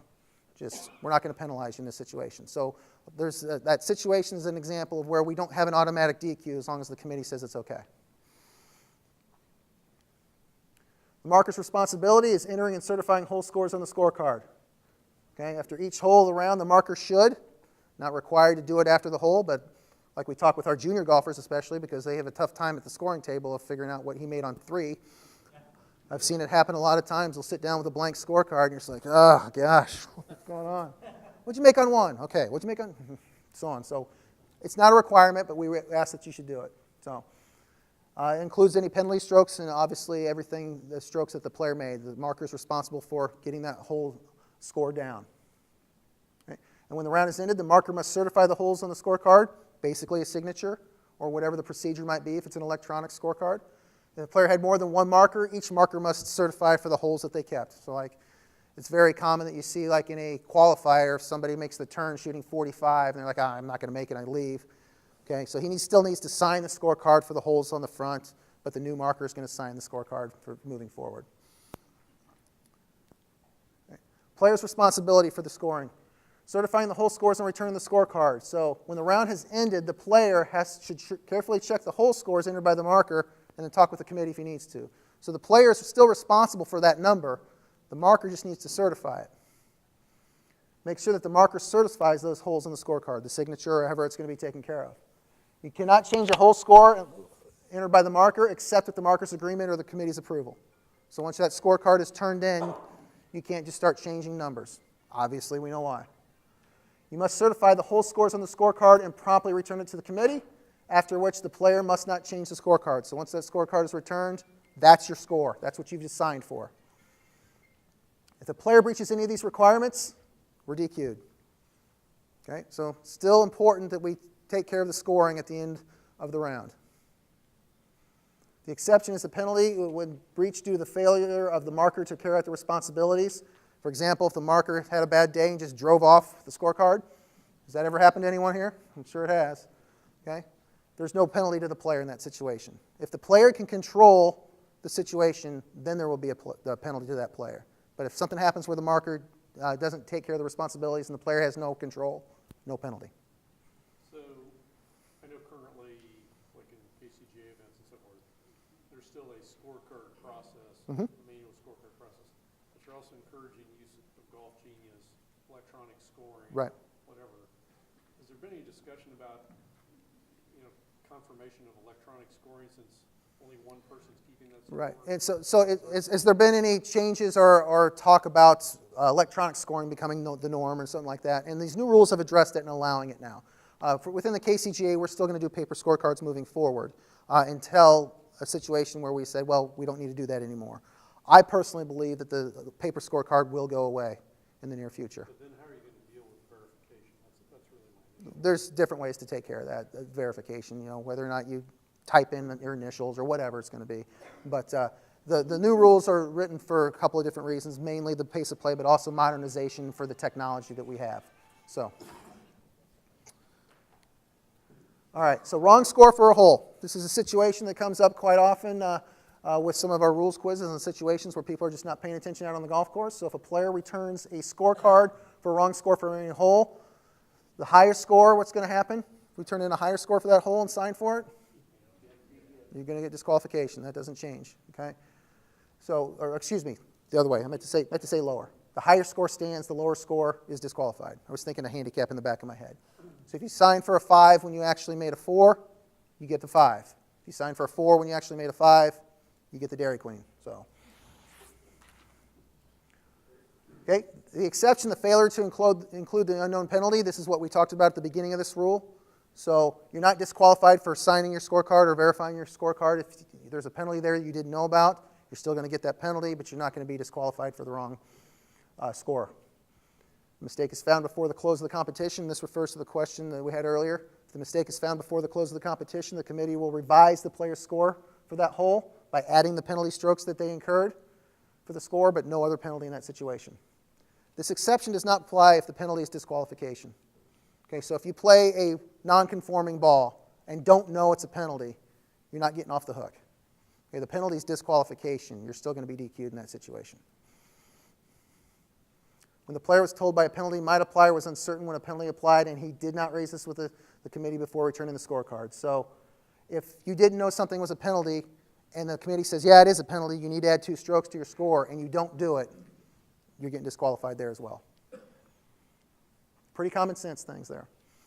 Scoring in the handicap competition, this also goes back to the dotting of the scorecards. The player is responsible for making sure that his or her handicap is shown on the scorecard. So if a player returns a scorecard without the right handicap, either the handicap scorecard is too high or not even shown, that player is going to be disqualified, as long as it affects the amount of strokes taken. Okay? The player is responsible for their own handicap. We can't make the committee responsible for the entire world's golfing handicap knowledge. Can't happen. Okay, if the handicap on the scorecard is too low, there's no penalty and the player's net score stands. Again, the example of saying you're a 1 when you're actually a 17. Player is not responsible for adding up scores or applying the handicap, same as always. That has not changed. The committee is responsible to do all the math. If a player returns a scorecard on which he or she has made a mistake in adding up the scores, there's no penalty.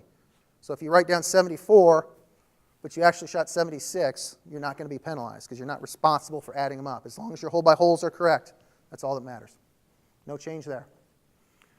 All right, failure to hole out. A player must hole out on each hole in the round. If a player fails to hole out on any hole, the player must correct that mistake before making a stroke on the next hole, same as it currently is. You're required to hole out in stroke play, but there are some rules that do not require it. When we talk about Stableford, maximum score, so on and so forth, you're not required. Or the rules of 4-ball. Your partner holes out for a 4, we're not going to make you hole out for the 7 that you still have to putt out for. So there are different rules that allows that to happen. But if you don't correct the mistake of failure to hole out, you're going to be disqualified. Is that ball hold? Yes?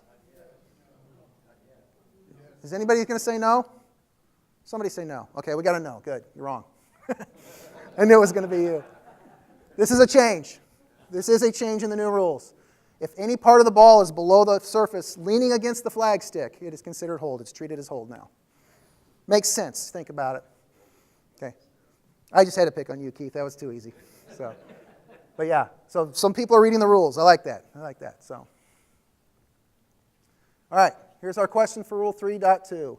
In match play, Jackie asks Taylor how many strokes she's taken. Taylor does not respond and then plays her next stroke as it was her turn to play. Taylor then says, that was my third stroke. What is the ruling? Do we have any violation of the rules? No. No. There is no penalty. The requirement to respond to requests and how many strokes were made must be done before Jackie plays, not Taylor. Gave an example of that earlier. Okay. Again, it's when that request is made, it's all on whether or not it's the opponent's turn to play or the player's turn to play. Same ruling as the decision that currently exists in 9-24 or /4. So some of the decisions haven't changed, some of them have changed. Okay, here's another question in stroke play. Bailey returns her scorecard with the scores on the front 9 and back flipped because her marker Todd forgot that they started on number 10 that round. Very, very likely to happen. She notices this mistake and scratches out the whole numbers on the official scorecard and changes them so her scores line up with the correct whole number. Is this allowed? Can she do this? When you think about these questions, the first thing I think about is, does it make sense to do it? I think it does too. Yeah, so the answer is yes, there's no penalty.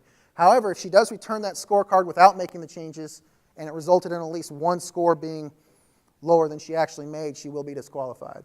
So that exception of the marker's responsibilities would not apply in this example because she was in control of it. She could still check her scorecard and turn it in. So if she turns in her scorecard with me having them flipped, she's not going to want to play golf with me ever again because it's going to be a disqualification for her. But she can change it. Do you have to change the par? No. No, par is not a number that matters. We would not have to change the par, just the score hole by hole. Okay. Any questions on that? You cannot change the scores on a scorecard without either the markers or the committee's approval. Right. Right, but she's still responsible for the holes being right. Okay, so when she turns that in, she better at least say something to the committee. You know, just say, hey, this is what happened. You know, if she doesn't follow all the requirements of the scorecard rules, she could get disqualified pretty quickly. So, all right. Any other questions on those, on Rule 3, the terms of the competition? All right. Rule 4 kind of takes a lot of different rules and just jams them into one. Talking about clubs and balls used to have their own rule. The use of the equipment was underneath Rule 14, talks about anchoring and so on and so forth. So this rule's got a lot to it. But there's really not a whole bunch of changes. There are a few important changes that we will talk about, though. Rule 4 covers the equipment that the players may use during a round. That's not just golf clubs. It's equipment in general. So we're going to talk about what a player can and cannot use. You must use conforming clubs and balls. You're still limited to 14 clubs and normally must not replace damaged or lost clubs. And we'll talk about that, new little change there. And I always ask this question on this rules, like, does anybody know why it's 14 clubs? The answer is there's no answer. It's just somebody picked a number one day and it stuck. And that is the answer the USGA gave me. It's just, they said 14. So, all right. Again, you're restricted to the use of other equipment that gives artificial help. So we'll talk about what examples are that is. And this rule has a lot of great examples of what's allowed and what's not allowed for a player to use. Here's some of the changes. There's no longer a penalty for carrying a non-conforming club. Okay? It used to be if you were carrying a non-conforming club, you got a penalty just for having it with you on the round. Now it's not a penalty. You have to make a stroke with that non-conforming club to get a penalty. A player may repair any damage to a club that occurs during a round. So normal course of play limitation has been eliminated. Okay, so what happens is when JD misses that short putt and he bangs the putter on and the head comes off, he can push it back on, no problem. As long as he gets it back to the same conditions that it was. Okay, whether it's anger or on a stroke, you can repair it. Replacement is a different situation, and we'll talk about that when we get specifically into the rule. An adjustable feature in a club has been purposely changed. It may be restored without penalty. 2018, this is not the case. If you have one of those adjusted drivers and you change it during the round, and you say, oops, I can't do that, I'm going to change it back, it's too late, you're penalized. 2019, if you get it back to the same spot or as close as you can, reasonable judgment, no penalty. That is a change. That is a big change. The only way you were able to get out a penalty before is if you had that weight, for example, slid all the way over to the side to where it couldn't go any further. The USGA said, well, obviously that's going to be the same spot. That was a big change that they made. They're allowing it to be much more friendly in that situation. A damaged ball is now only cut or cracked, so out of shape or out of round is eliminated. When Doug and I went to our seminar in Atlanta back in September, we talked with David Stabler, who's the USGA education guru, and we had a good little conversation. He's like, so out of round, why is that taken out of the rules? It's like, it just doesn't happen anymore. But a ball falling into pieces still happens. He's like, yeah, it happens all the time. Like, who's had a ball fall out of pieces? No hands going up. But so that still is in play, but the out of round has been taken away from the rules of golf. The rules permit the use of distant measuring devices. We knew this was coming. Now it's officially a rule. You're allowed to do that. A local rule may actually flip it back to if you don't want to use it, which I believe the Open Championships will use that local rule and still not allow that to happen. All right, clubs allowed making a stroke. It still has to be a conforming club, and a club to make a stroke must conform not only when the club is new, but also is conforming when but also when it has been deliberately or accidentally changed in any way. So we can't deliberately change it, but if it has been changed, we can fix it in certain situations. And this rule, we'll get into it here. So it must still be conforming. We have to make sure that that club is conforming. Okay? But if the performance characteristics of a conforming club change because of wear through normal use, it is still a conforming club. So the zingus that we always see on irons. Even though those grooves might not conform to the groove rules anymore, because it did when it was a new club and it's just normal use, this club is still conforming. Performance characteristics is an internal definition within this rule. It means any part of the club that affects how it performs in making a stroke, such as its grip, shaft, club head, lie, or loft. Okay, so that's what the performance characteristics are talking about. All these different possibilities. Use or repair of a club damaged during a round. This is a little bit of a change. So if a conforming club is damaged during a round or while play is stopped, which was currently called a suspension of play, but they've changed it to play is stopped, the player must not normally replace it with another club. For a limited exception, we'll talk about that moving forward. So what is that saying? If you damage a club in any way, you cannot replace it, whether it's on a stroke, anger, so on and so forth. Okay? We will see that we're allowed to try to repair it and we're allowed to play with it, but we can't replace it anymore. So a normal stroke, that's gone. No matter what the nature of the damage is, the damaged club is treated as conforming for the rest of the round. And that word treated is highlighted because that's how we talk about what used to be called deemed. They now say in the rules if it's treated as a certain way. So now even though the damaged club is non-conforming, it's treated as conforming because it was conforming before we started. So, yep. You're in a cart, guy behind you runs into your bag and hits it, breaks the club. You can't replace it. You can replace that. So if somebody other than you, other than the player, or a natural force damages your club, that's the exception to this rule that we're going to talk about here shortly. If the player is responsible for damage of the club, it may not be replaced. If anything else is, it may be replaced.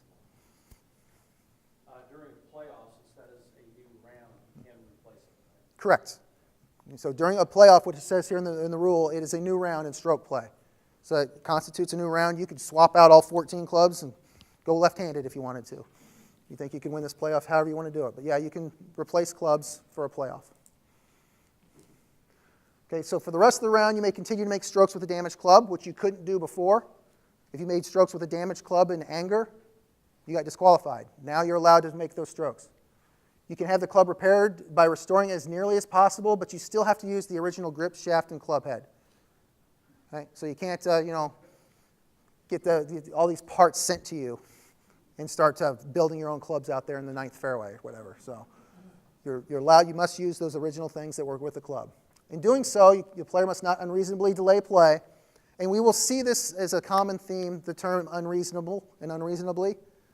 Delay play, that is the really important one when we talk about fixing ball marks on a putting green.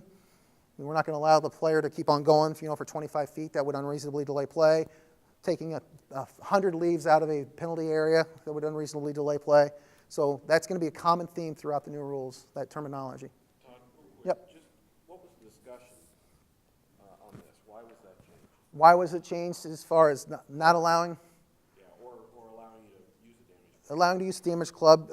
Why was that changed? Wouldn't safety be a... Safety is an issue, but it's up to the player to kind of take how they want to do that. The big part of this, again, goes back to pace of play.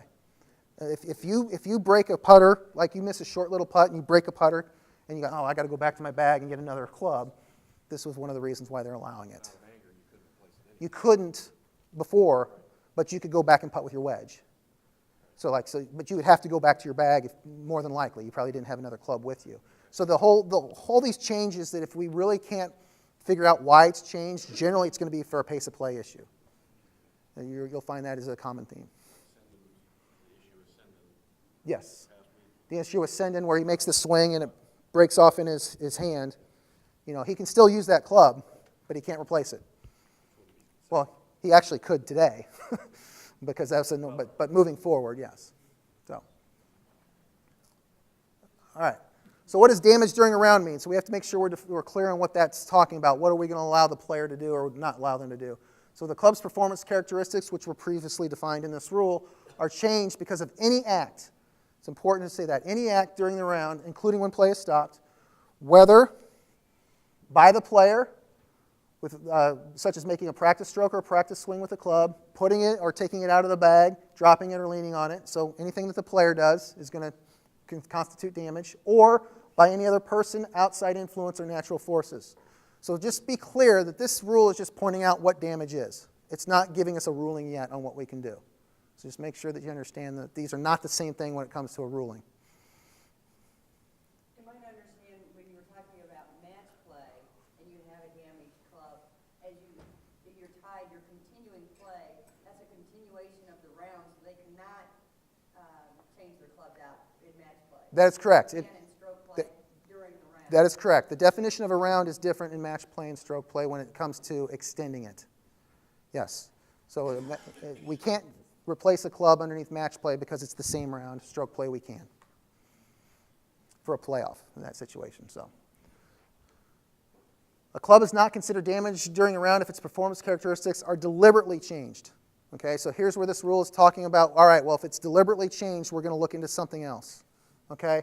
And deliberately changed doesn't mean slamming it. I'm mad, I'm slamming it. You're not trying to change the characteristics of your club. Even though in English we know you deliberately hit the club onto your foot or the ground. So make sure that you understand the definition there.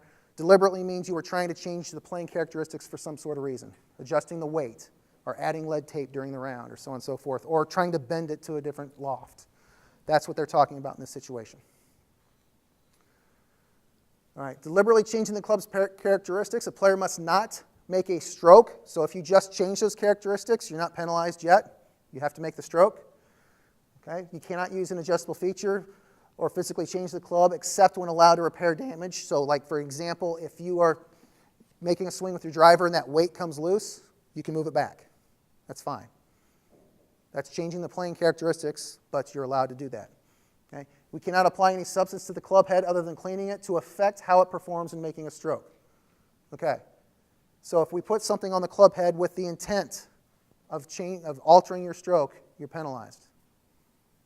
Okay? But if you clean it, you're not. If you're doing it just for cleaning, you're not. If you put talcum powder to see if you hit it in the center or to the heel, is that allowed during the I would say no. If we put talcum powder on the face of the club just to see where you're hitting it, you're trying to get information during the round that could help you. So it's something that would not be allowed in that situation. I'll get the exact ruling for you on that and where you can look that up in the rules book. Even though you're not trying to influence the ball, you're still putting stuff on the club face that is not just cleaning it, because the rule says other than cleaning it. So that's the exception to that rule, but it doesn't say anything about trying to find out where the ball hits on the club face. But I'll look that one up. Okay, here's where the exception of moving that adjustable club back to the original position can keep you from getting a penalty. So if a club's performance characteristics were changed by using that adjustable feature and you get it back as nearly as possible, best judgment, you're going to be fine. We're not going to penalize the player in this situation. But if you do make a stroke in breach of this rule, you're going to be DQ'd. So any of those violations that we just talked about, there is no two-stroke penalty, there's no loss of hole, it's disqualification. Okay? Again, there's no penalty underneath this rule for merely having a non-conforming club. You have to make the stroke, but that club would count toward your 14 if you had it in your bag. So if you had one of those Medicus clubs, which is a non-conforming club, in your bag, it's one of your 14, but you're not penalized just for having it.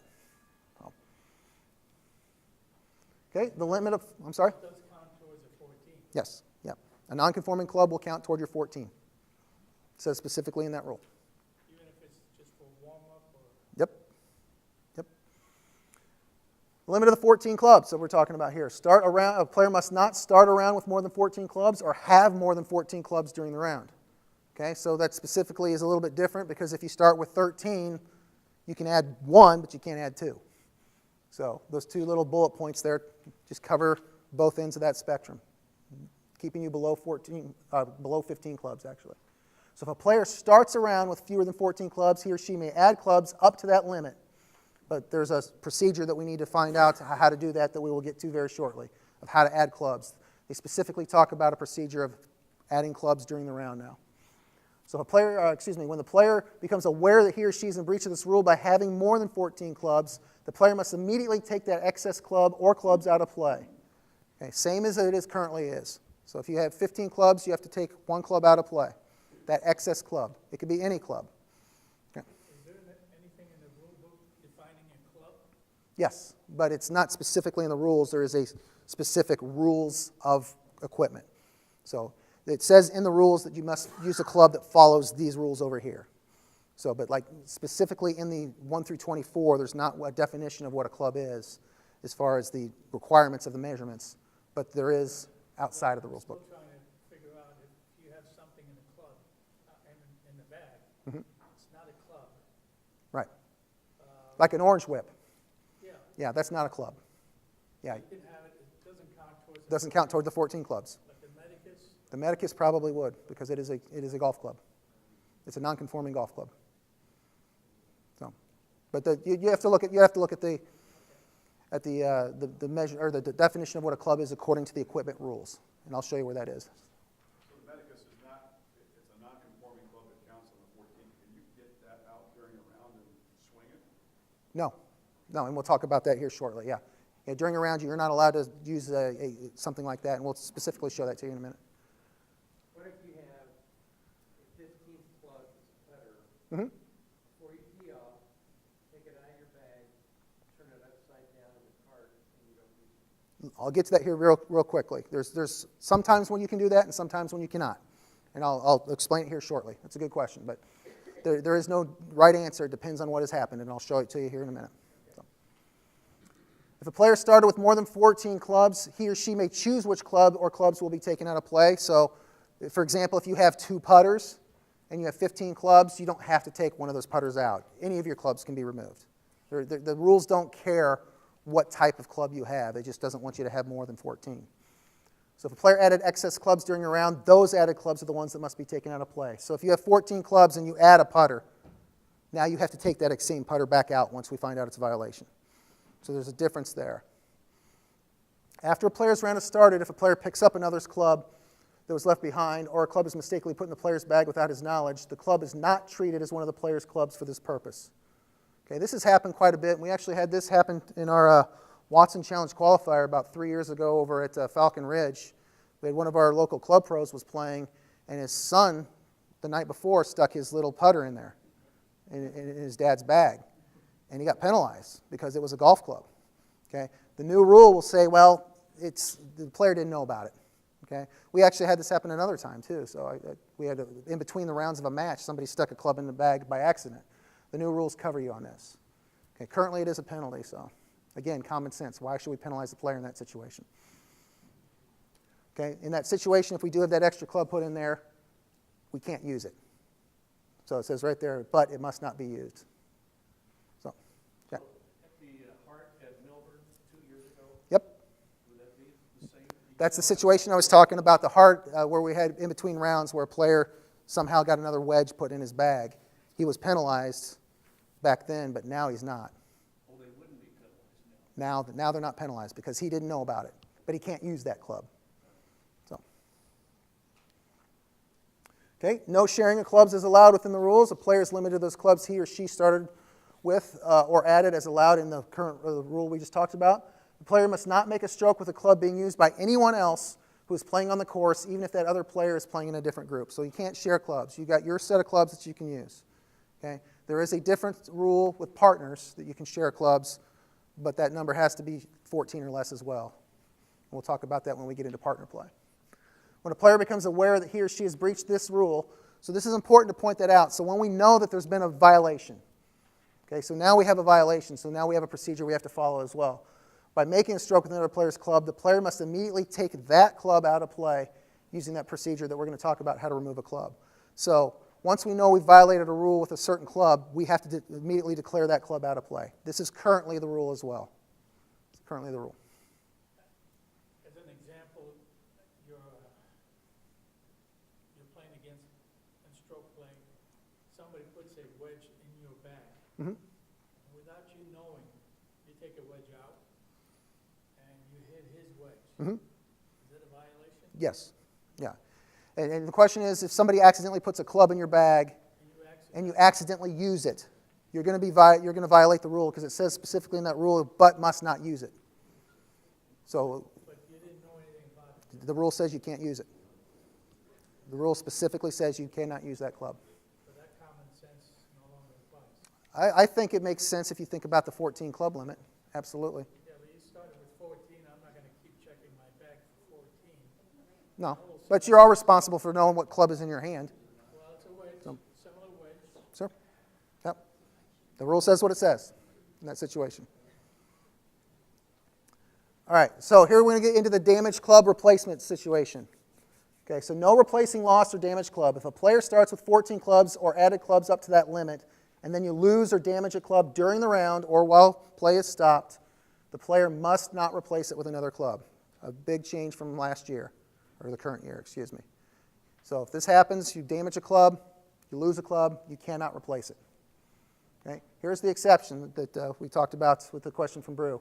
Replacing a damaged club when the player did not cause the damage. So if the player's club is damaged during the round, including the play when it's stopped, by an outside influence, which is anything that's not the player, it's another player, a golf cart, some different kinds of, everything in the world is pretty much an outside influence in this situation, or natural forces such as wind or rain or something cause some damage, the player may replace the damaged club underneath this rule.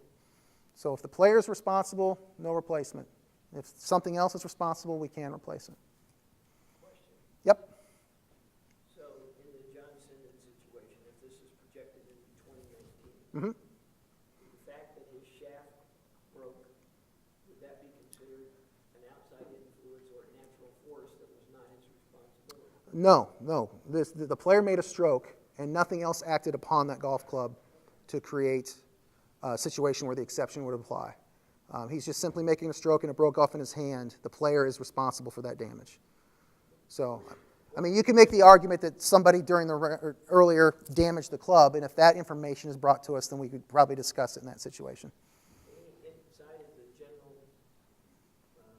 thought process as to why that needed to be put in the rules this way, that you can no longer replace a player? For most of the tour pros, that would be called a pro shot and send my spare driver. Yeah, it would be for most of the tour pros, but how much of the game of golf is played by just the tour pros? There's millions of people that play it that don't have the access to it. Again, it goes back to pace of play. I would say so, absolutely. Okay, so like the player may replace that damaged club, but you can no longer use it in that situation. So like if Jim breaks my club, I can replace it, but I can't use that broken club now once I replaced it. Okay, restrictions on doing this. Okay, we must not unreasonably delay play, as we've talked about. It makes sense as we should not be able to do that. We cannot add or borrow any club from anyone else who's playing on the course, even if that other player's in a different group. So any other player that's out there, we can't go over there and replace it with that club. This is actually still currently the rule. We cannot build a club from parts carried by anyone for the player during the round. This used to be parts carried for by the player.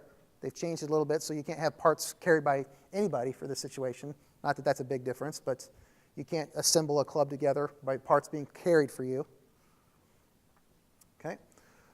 All right, so when we get into the penalty of this breach of this, the 14 club rule, this penalty will apply based on where the player becomes aware of the situation. So when that 14 club rule is breached, we have to know when it happened. So if the player becomes aware of the breach playing during the hole, that penalty is applied at the end of the hole being played. So in match play, the player must complete the hole and apply the result of that hole to the match score, and then apply the penalty to adjust the match score. So this is not a loss of hole penalty, is it? This is an adjustment penalty. So we're just going to keep playing the match, and then then at the end of the hole, we're going to adjust it based on what happened. Okay. So if a player becomes aware of the breach between the play of two holes, the penalty is applied as to the end of that hole just completed, not the next hole. So if it happens between 1 and 2, the penalty is going to be applied to number 1. Okay. Okay, so this is the current rule also, where we're having an adjustment, not a loss of hole. So this is a match adjustment penalty. At the end of the hole being played or just completed, the match score is revised by deducting 1 hole for each hole where it has happened with a maximum of a 2-hole reduction. So for example, this is what I like, is they put an example in here so we don't have to try to figure out what they're saying. If a player started with 15 clubs, becomes aware of the breach while playing the hole, and wins that hole to go 3 up in the match, the maximum adjustment of 2 holes applies, and the player would now be 1 up in the match. And that's right there in the rules. The examples aren't just on presentations now. They're actually in there so that we can understand the rules a little bit better. Okay, for stroke play, the penalty in stroke play is 2 strokes, the maximum of 4 strokes. The player gets the general penalty for each hole where that breach happened. Again, this is the same procedure that we're currently under in 2018. When a player becomes aware of the breach of the round, that he or she is in the breach of any of these rules for having more than 14 clubs or for making a stroke with another player's club, the player must immediately take an action that clearly indicates each club that is being taken out of play. Okay? So we can either declare to the opponent, the match player, the marker, and just say, hey, this club's out of play. And then if you want to turn it upside down, you can, but you're not required. Just say, hey, my 7-iron's out of play or whatever. You don't have to do a physical action. You just have to do some sort of action that makes the player or the opponent know which club you're talking about. You can put it on the floor of the cart or do whatever you want, just as long as we know that there is a club taken out of play. The player must not make a stroke during the rest of the round with that club taken out of play. If they do, we're going to be DQing that player.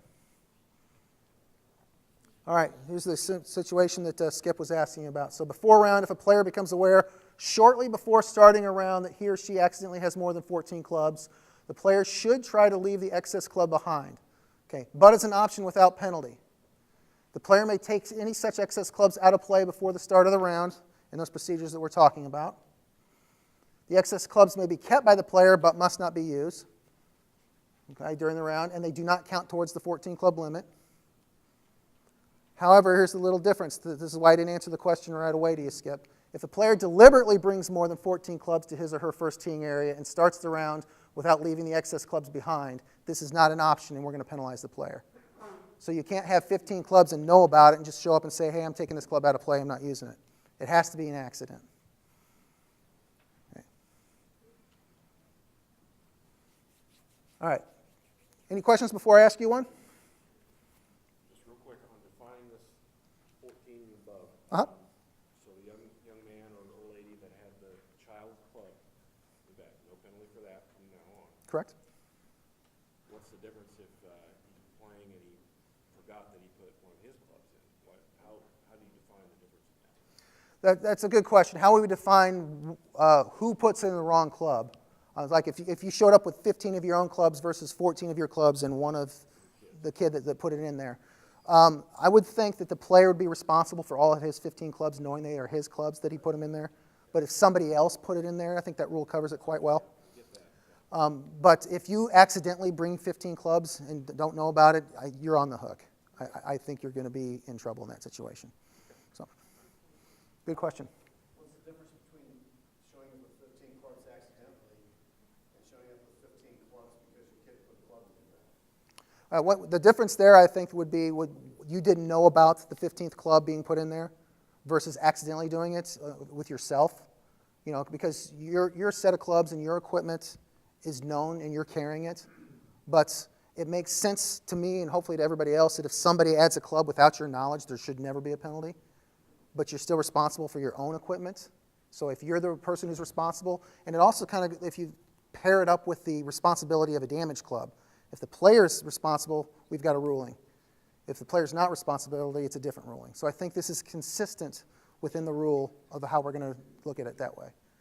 I mean, I don't know if that satisfies what you're saying, but I think that's probably why they're doing it. So. If you have a weighted club, and Medicus is the hinge one. Right. But if you have a weighted club, it's just heavier and it's non-conforming, but it is a golf club you can use a golf ball with. You still can't swing with it. You still can't use it. You can't use a non-conforming club for helping you out during a round, like practice strokes and so on and so forth. Yeah. Yeah. Even though it counts as a club, yes. Yep. Yep. The Julie Inkster weight while she was waiting on Yep. the tee, has that gone away? No. Or is that still? No. So Julie Inkster, who got penalized for using a donut between nines, that still is going to be a penalty. That's still going to be a penalty. All right, so let's talk about this question. On hole number 1, during stroke play, Bailey hits her sand wedge against a tree, and the club head comes off at the shaft without the shaft breaking. Bailey started the round with 14 clubs, so which of the following are true? Without unreasonable delay, Bailey may replace her sand wedge with any club from her locker. Can she do that? Okay. Bailey may use the head of the sand wedge to make a stroke. Can she do that? Yes, she can. It's treated as conforming. Treated as conforming. Bailey may push the club head back onto the shaft and use the sand wedge. Yes. Bailey may replace the sand wedge with any club, but it must be the same make and model as her set. No. No. So you guys got all those right. Question on B. Huh? Bailey may use the head of the sandwich to make a stroke. Yep. You've got the head of the sandwich. You don't have a shaft, you don't have a grip. Nope. It's treated as conforming. It says it right there in the rule. Yeah, it says right there in the rule that it's treated as conforming. She's fantastic. She's usually beating me in all the match play situations as well. So I know it sounds crazy, but it's right. It says it specifically in the rule that you can use a club it's treated as conforming. The reason behind it. Well, that's the rules of golf don't really talk about reason of a player's decision. So, all right. So hopefully everybody understands those answers there, why you can and cannot use those clubs in those situations. All right, let's talk about the golf balls. Quick question. Yeah. Can I carry super glue in my bag and glue that, as long as there's no reasonable delay, glue that head back on the shaft? I would think that you could in that situation, but let me look that one up. I think you're fine, because it's not a part or a component, but let me look that one up. I'm not 100% sure on that one. What was the question? The question was, can I carry super glue or some sort of epoxy and fix it during the round if it slips off or something like that? Let me double check on that one. I don't think that's considered a component, but you know how the rules can be. All right, conforming golf balls. Everybody remember the Robin Hood? That was a fun ball to hit. That thing went forever. Back then when golf balls would only go 200 yards.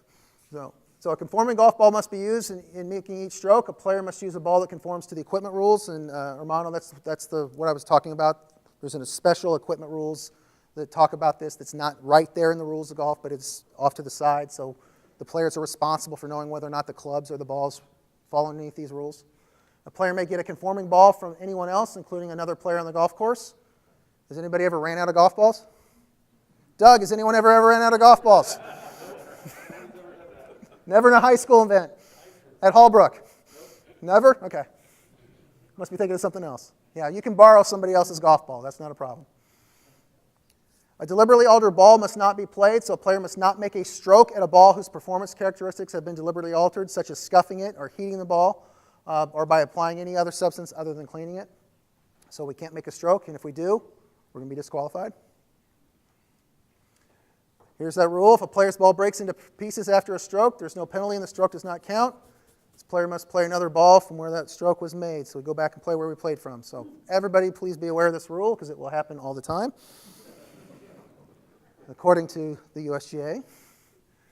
All right, so what do we do if we think a ball is unfit for play? So if you'll notice the difference in the terminology now, instead of unfit for play, what is it? It's cut or cracked. Okay, there is a big difference there, and we'll talk about that here. So lifting the ball to see if it's cut or cracked, if a player reasonably believes his or her ball has been cut or cracked while playing the hole. So we have to have reasonable belief. We can't just hit a ball down the middle of the fairway that didn't do anything crazy and say, well, I think that's cut. Well, why do you think it's cut? I don't know, it just might be cut. There's not reasonable belief in that situation. So again, we're asking the player to have a lot of integrity. Okay? Again, it does not say out of round. So if you think a ball's out of round, that does not fall under this rule anymore. The player may lift the ball to look at it, but the spot of the ball must first be marked, and the ball must not be cleaned except if it's on the putting green. Okay? And here's another good example of something that it doesn't say in the rules. What does it not say in the rules with this procedure that we currently have? What do you have to do today if you want to look at a ball to see if it's unfit for play? You have to announce it and have somebody come over and look at it. Okay, that is not the case any further. Again, the rules are written to give the player the belief that he's going to do it right, And this is an example of that. You don't have to call somebody over to look at this procedure any further. Yep. So if you do everything correct, pick it up, you look at it, it's got a big piece of mud on it. Uh-huh. Do you have to put the mud back in the same position? You have to put the ball back Okay. in the same orientation? Okay, there's a question of, like, if you're lifting a ball to see if it's cut or cracked and there happens to be some mud on it. Okay, just to take a little side step first, can we clean off that mud? Can we clean off a little piece of it to see if it's cut? No. No cleaning allowed at all under this rule. But when we replace that ball, do we have to put it back in the same orientation where the mud was? No. With one exception. We can't tee it up on the mud. It has to be the same vertical location as the golf ball was. But you can put the mud in any position. You can even line it up with the Titleist if you wanted to line up your next shot. That's fine. The orientation doesn't matter, but you can't utilize the mud as a tee in this situation. What if you're identifying marks under the mud? That's a different rule. We're talking about identifying a ball. This is cut or cracked, and the different rule will allow that. So when we're identifying a golf ball, we're allowed to clean it a little bit. But when we're talking about this rule, when we're looking to see if it's cut or cracked, we cannot clean it. But that's a good question there. So if the player lifts the ball without reasonable belief or fails to mark the spot of the ball before lifting it or cleans it, the player gets 1 penalty stroke. So there's 3 situations there that you can violate this rule. You don't mark it, you don't have reasonable belief, and you clean it. If you do all 3, how many penalty strokes? 1. Okay, that rule, if you read that rule how it says, if you do any of these things, it's 1 penalty stroke. Okay, it's not 1 for each. So make sure that you realize that. Multiple rule breaches with a 1-stroke penalty result from a single act or act. Go back to the rule we talked about this morning. So if we have some situations that some different things may have happened, we need to see what happens as far as the multiple breaches. And this rule 1.3c4 will cover that. And you'll see this paragraph or this sentence quite frequently within the rules when it talks about multiple breaches and what to do. Okay, use of equipment. Here's when we start talking about things that really also aren't golf clubs. What can and cannot do. Rule 4.3 applies to all types of equipment that a player might use during a round, except that the requirement to play with conforming clubs and balls. That's the current rules we just talked about. So this is a different rule. So 4.3 is different than 4.1 and 4.2. And the rules really point that out specifically because there are different violations, different rules, different penalties applied for different situations. The rules are really good about saying this rule only applies for this situation. So make sure you read that when you're trying to come up with a situation that you're trying to solve. This rule only concerns how equipment is used and does not limit the equipment that a player may have with him or her during the round. For example, that orange whip. This rule doesn't keep you from having it. Okay, this rule will tell you when you can and cannot use it, though. Allowed and prohibited uses of the equipment.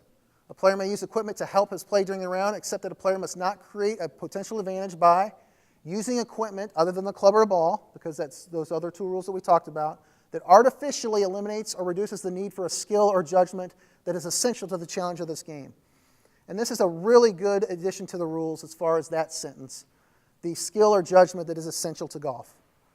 You will see throughout the new rules different situations that really address this situation, such as a caddy lining up a player, which is going to be a violation moving on in certain situations. You know, the player is supposed to have a certain amount of skill. We can't use artificial devices to make the round easier.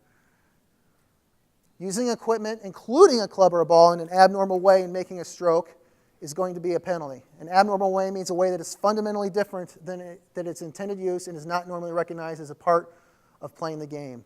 The best example that I come up with that is a golf ball held in your hand while you putt to stabilize. That would be a penalty. You can't use a golf ball in an abnormal way. This rule does not affect the application of any other rule that limits actions a player is allowed to take with a club, a ball, or equipment, such as setting down a club or other object. So lining up a club with your feet is fine as long as you pick it up before you make the stroke. That's what that statement's referring to. But if there is a situation that we need to involve with that equipment has been left there during a stroke, Rule 10 is going to cover it. But again, the rules do a really good job now of saying, here's where you need to go. Yep. So, flipping the club around to play a left-handed shot, is that an abnormal way of using the club? No. It's flipping a club over to use a left-handed shot like against a tree is not an abnormal way to use it. You're still making a stroke. If it's a cavity back putter or something like that. You'd be fine. As long as the club is conforming and you're making a stroke, even a cavity back putter, you're going to be fine. That's not an abnormal way. If we started talking about an abnormal stroke, Jim Furyk would be penalized every time he took it back. So. Why would they allow those alignment sticks Mm-hmm. to put down and then pick it up before? Yeah, this rule just will limit alignment strokes or alignment aids from being used during a stroke. But if you see a player that puts their club down like against their body or on the ground, that's not helping them in a stroke. It's not. It's not. Play issue? It could be a pace of play issue. If a player's doing that, we as a committee have a reasonable delay going on. We can address it underneath that rule. All right. So now, as we talked about earlier, distance and directional information is now within the rules. You're going to see some great examples here. And again, this information that's up here is exactly in the rules. This is not a presentation thing only. So that's really a good thing that the rules have done, is said, here's what you can use and here's what you can't. And here's the examples. So we can get information on distance or direction, such as from a distance measuring device or even a compass. That's fine. But you cannot measure elevation change or interpret distance or direction information, such as a recommendation line of play or club selection based on the location of the player's ball. So basically, it's the rule that we've all put into place as a local rule is now a rule of golf. It's the exact same thing that we've been expecting to happen, and this is a good time to change it. Information on wind and other weather conditions. What's allowed is getting any type of weather information, including the speed of the wind, that is available from weather forecasts. You can measure temperature and humidity at the golf course, so your smartphone is available to use this. Not a violation. What you can't do is you can't measure the wind speed at the course actively. Okay? Understand the difference there. If you look at your phone, it says 20 miles an hour, that's fine. If you hold it up and it reads 20 miles an hour by some sort of app that you have, that's a difference, and that's a violation. Okay? Understand that difference there. Can't use an artificial object to get other wind-related information, such as powder, to assess wind direction. So LeBron James would not make a very good golfer in 2019 if he does that before every round. Well, actually, if he does it before the round, he wouldn't be penalized. Actually, he would be penalized because you can't do it at the course. So even though he's not in his round, he's doing it at the course. You can't do that. It says right there in the rule. But you can throw up grass, you can throw up sand, and things like that. Those are not artificial. Information gathered before or during the round. So this is going to specifically talk about some things that you can and cannot do that are a little unique and available now with today's technology. So using information that was gathered before the round, such as playing information from previous rounds. Like I hit a 7-iron on number 10 yesterday. I can read that. That's fine. There's nothing wrong with that. Club recommendations. Recording, you can actually record like your heartbeat during the round. You just can't use that information during the round. So it's okay to have something monitoring it. Like my watch covers steps also. I mean, it's measuring steps. That's fine. Okay? But if it measures my heart rate and I use it, say, oh, I need to slow down. You know, now I'm violating the rules. Okay. Processing or interpreting that playing information from the round, using any physiological information recording during the round. So right there in the rule, yes and no, what you can use. Audio and video. This is a change, of course. Very popular change. So listening to audio or watching video on matters unrelated to the competition, such as news, music, fine. That is now no longer a violation in the rules of golf. But it says specifically right here, consideration should be shown to others. So I actually had one of the players who plays in our event. She came up to me and says, you know what, I don't like music being played at all during the round. And it's like, okay, well then you need to discuss that with the person who's playing it, that you do not want that. And if the player objects to this request, the player could be penalized under 1.2. Because it specifically says here, in doing so, consideration needs to be done for others. So music's okay as long as your people playing in your group don't mind it. Okay? What's not allowed is listening to music or other audio to eliminate distractions or to help with your tempo. So if you have like a tick-tock going when you're actually making your stroke, like on a metronome, or even have it playing through your phone, that would not be allowed. Viewing video showing the play of the player or other players during the competition that helps them in choosing clubs. So if you're playing in a televised event and you're watching it on your phone to see what somebody hit on 13 later in your round, you're going to be violating this rule. Okay, gloves. Yeah. Suppose you have a player who has music playing in a device in his ear. Okay. Yeah. That generally would be okay unless he's using it to Yeah, so if somebody has headphones on to listen to music, would that be allowed in this rule? Yes. Okay. Because the rule says he can listen to music. But, like Steve said, if he's using it to eliminate distractions, or if he's using it for tempo, he can't use it. The method of way somebody listens to something is not discussed in this rule.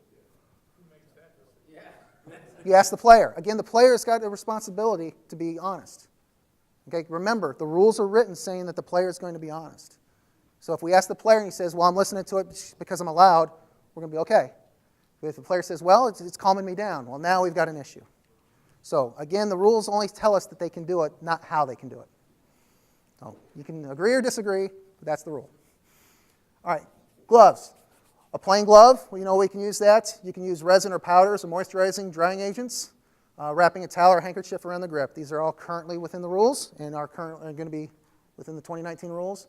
But you can't use a glove that does not meet the requirements of that equipment rules that we have in there, such as a glove that shows grip pressure, which I looked online. It's like, man, they actually have that. I didn't know that. So that glove would not be allowed. Stretching devices or training aids, and we've already talked a little bit about this.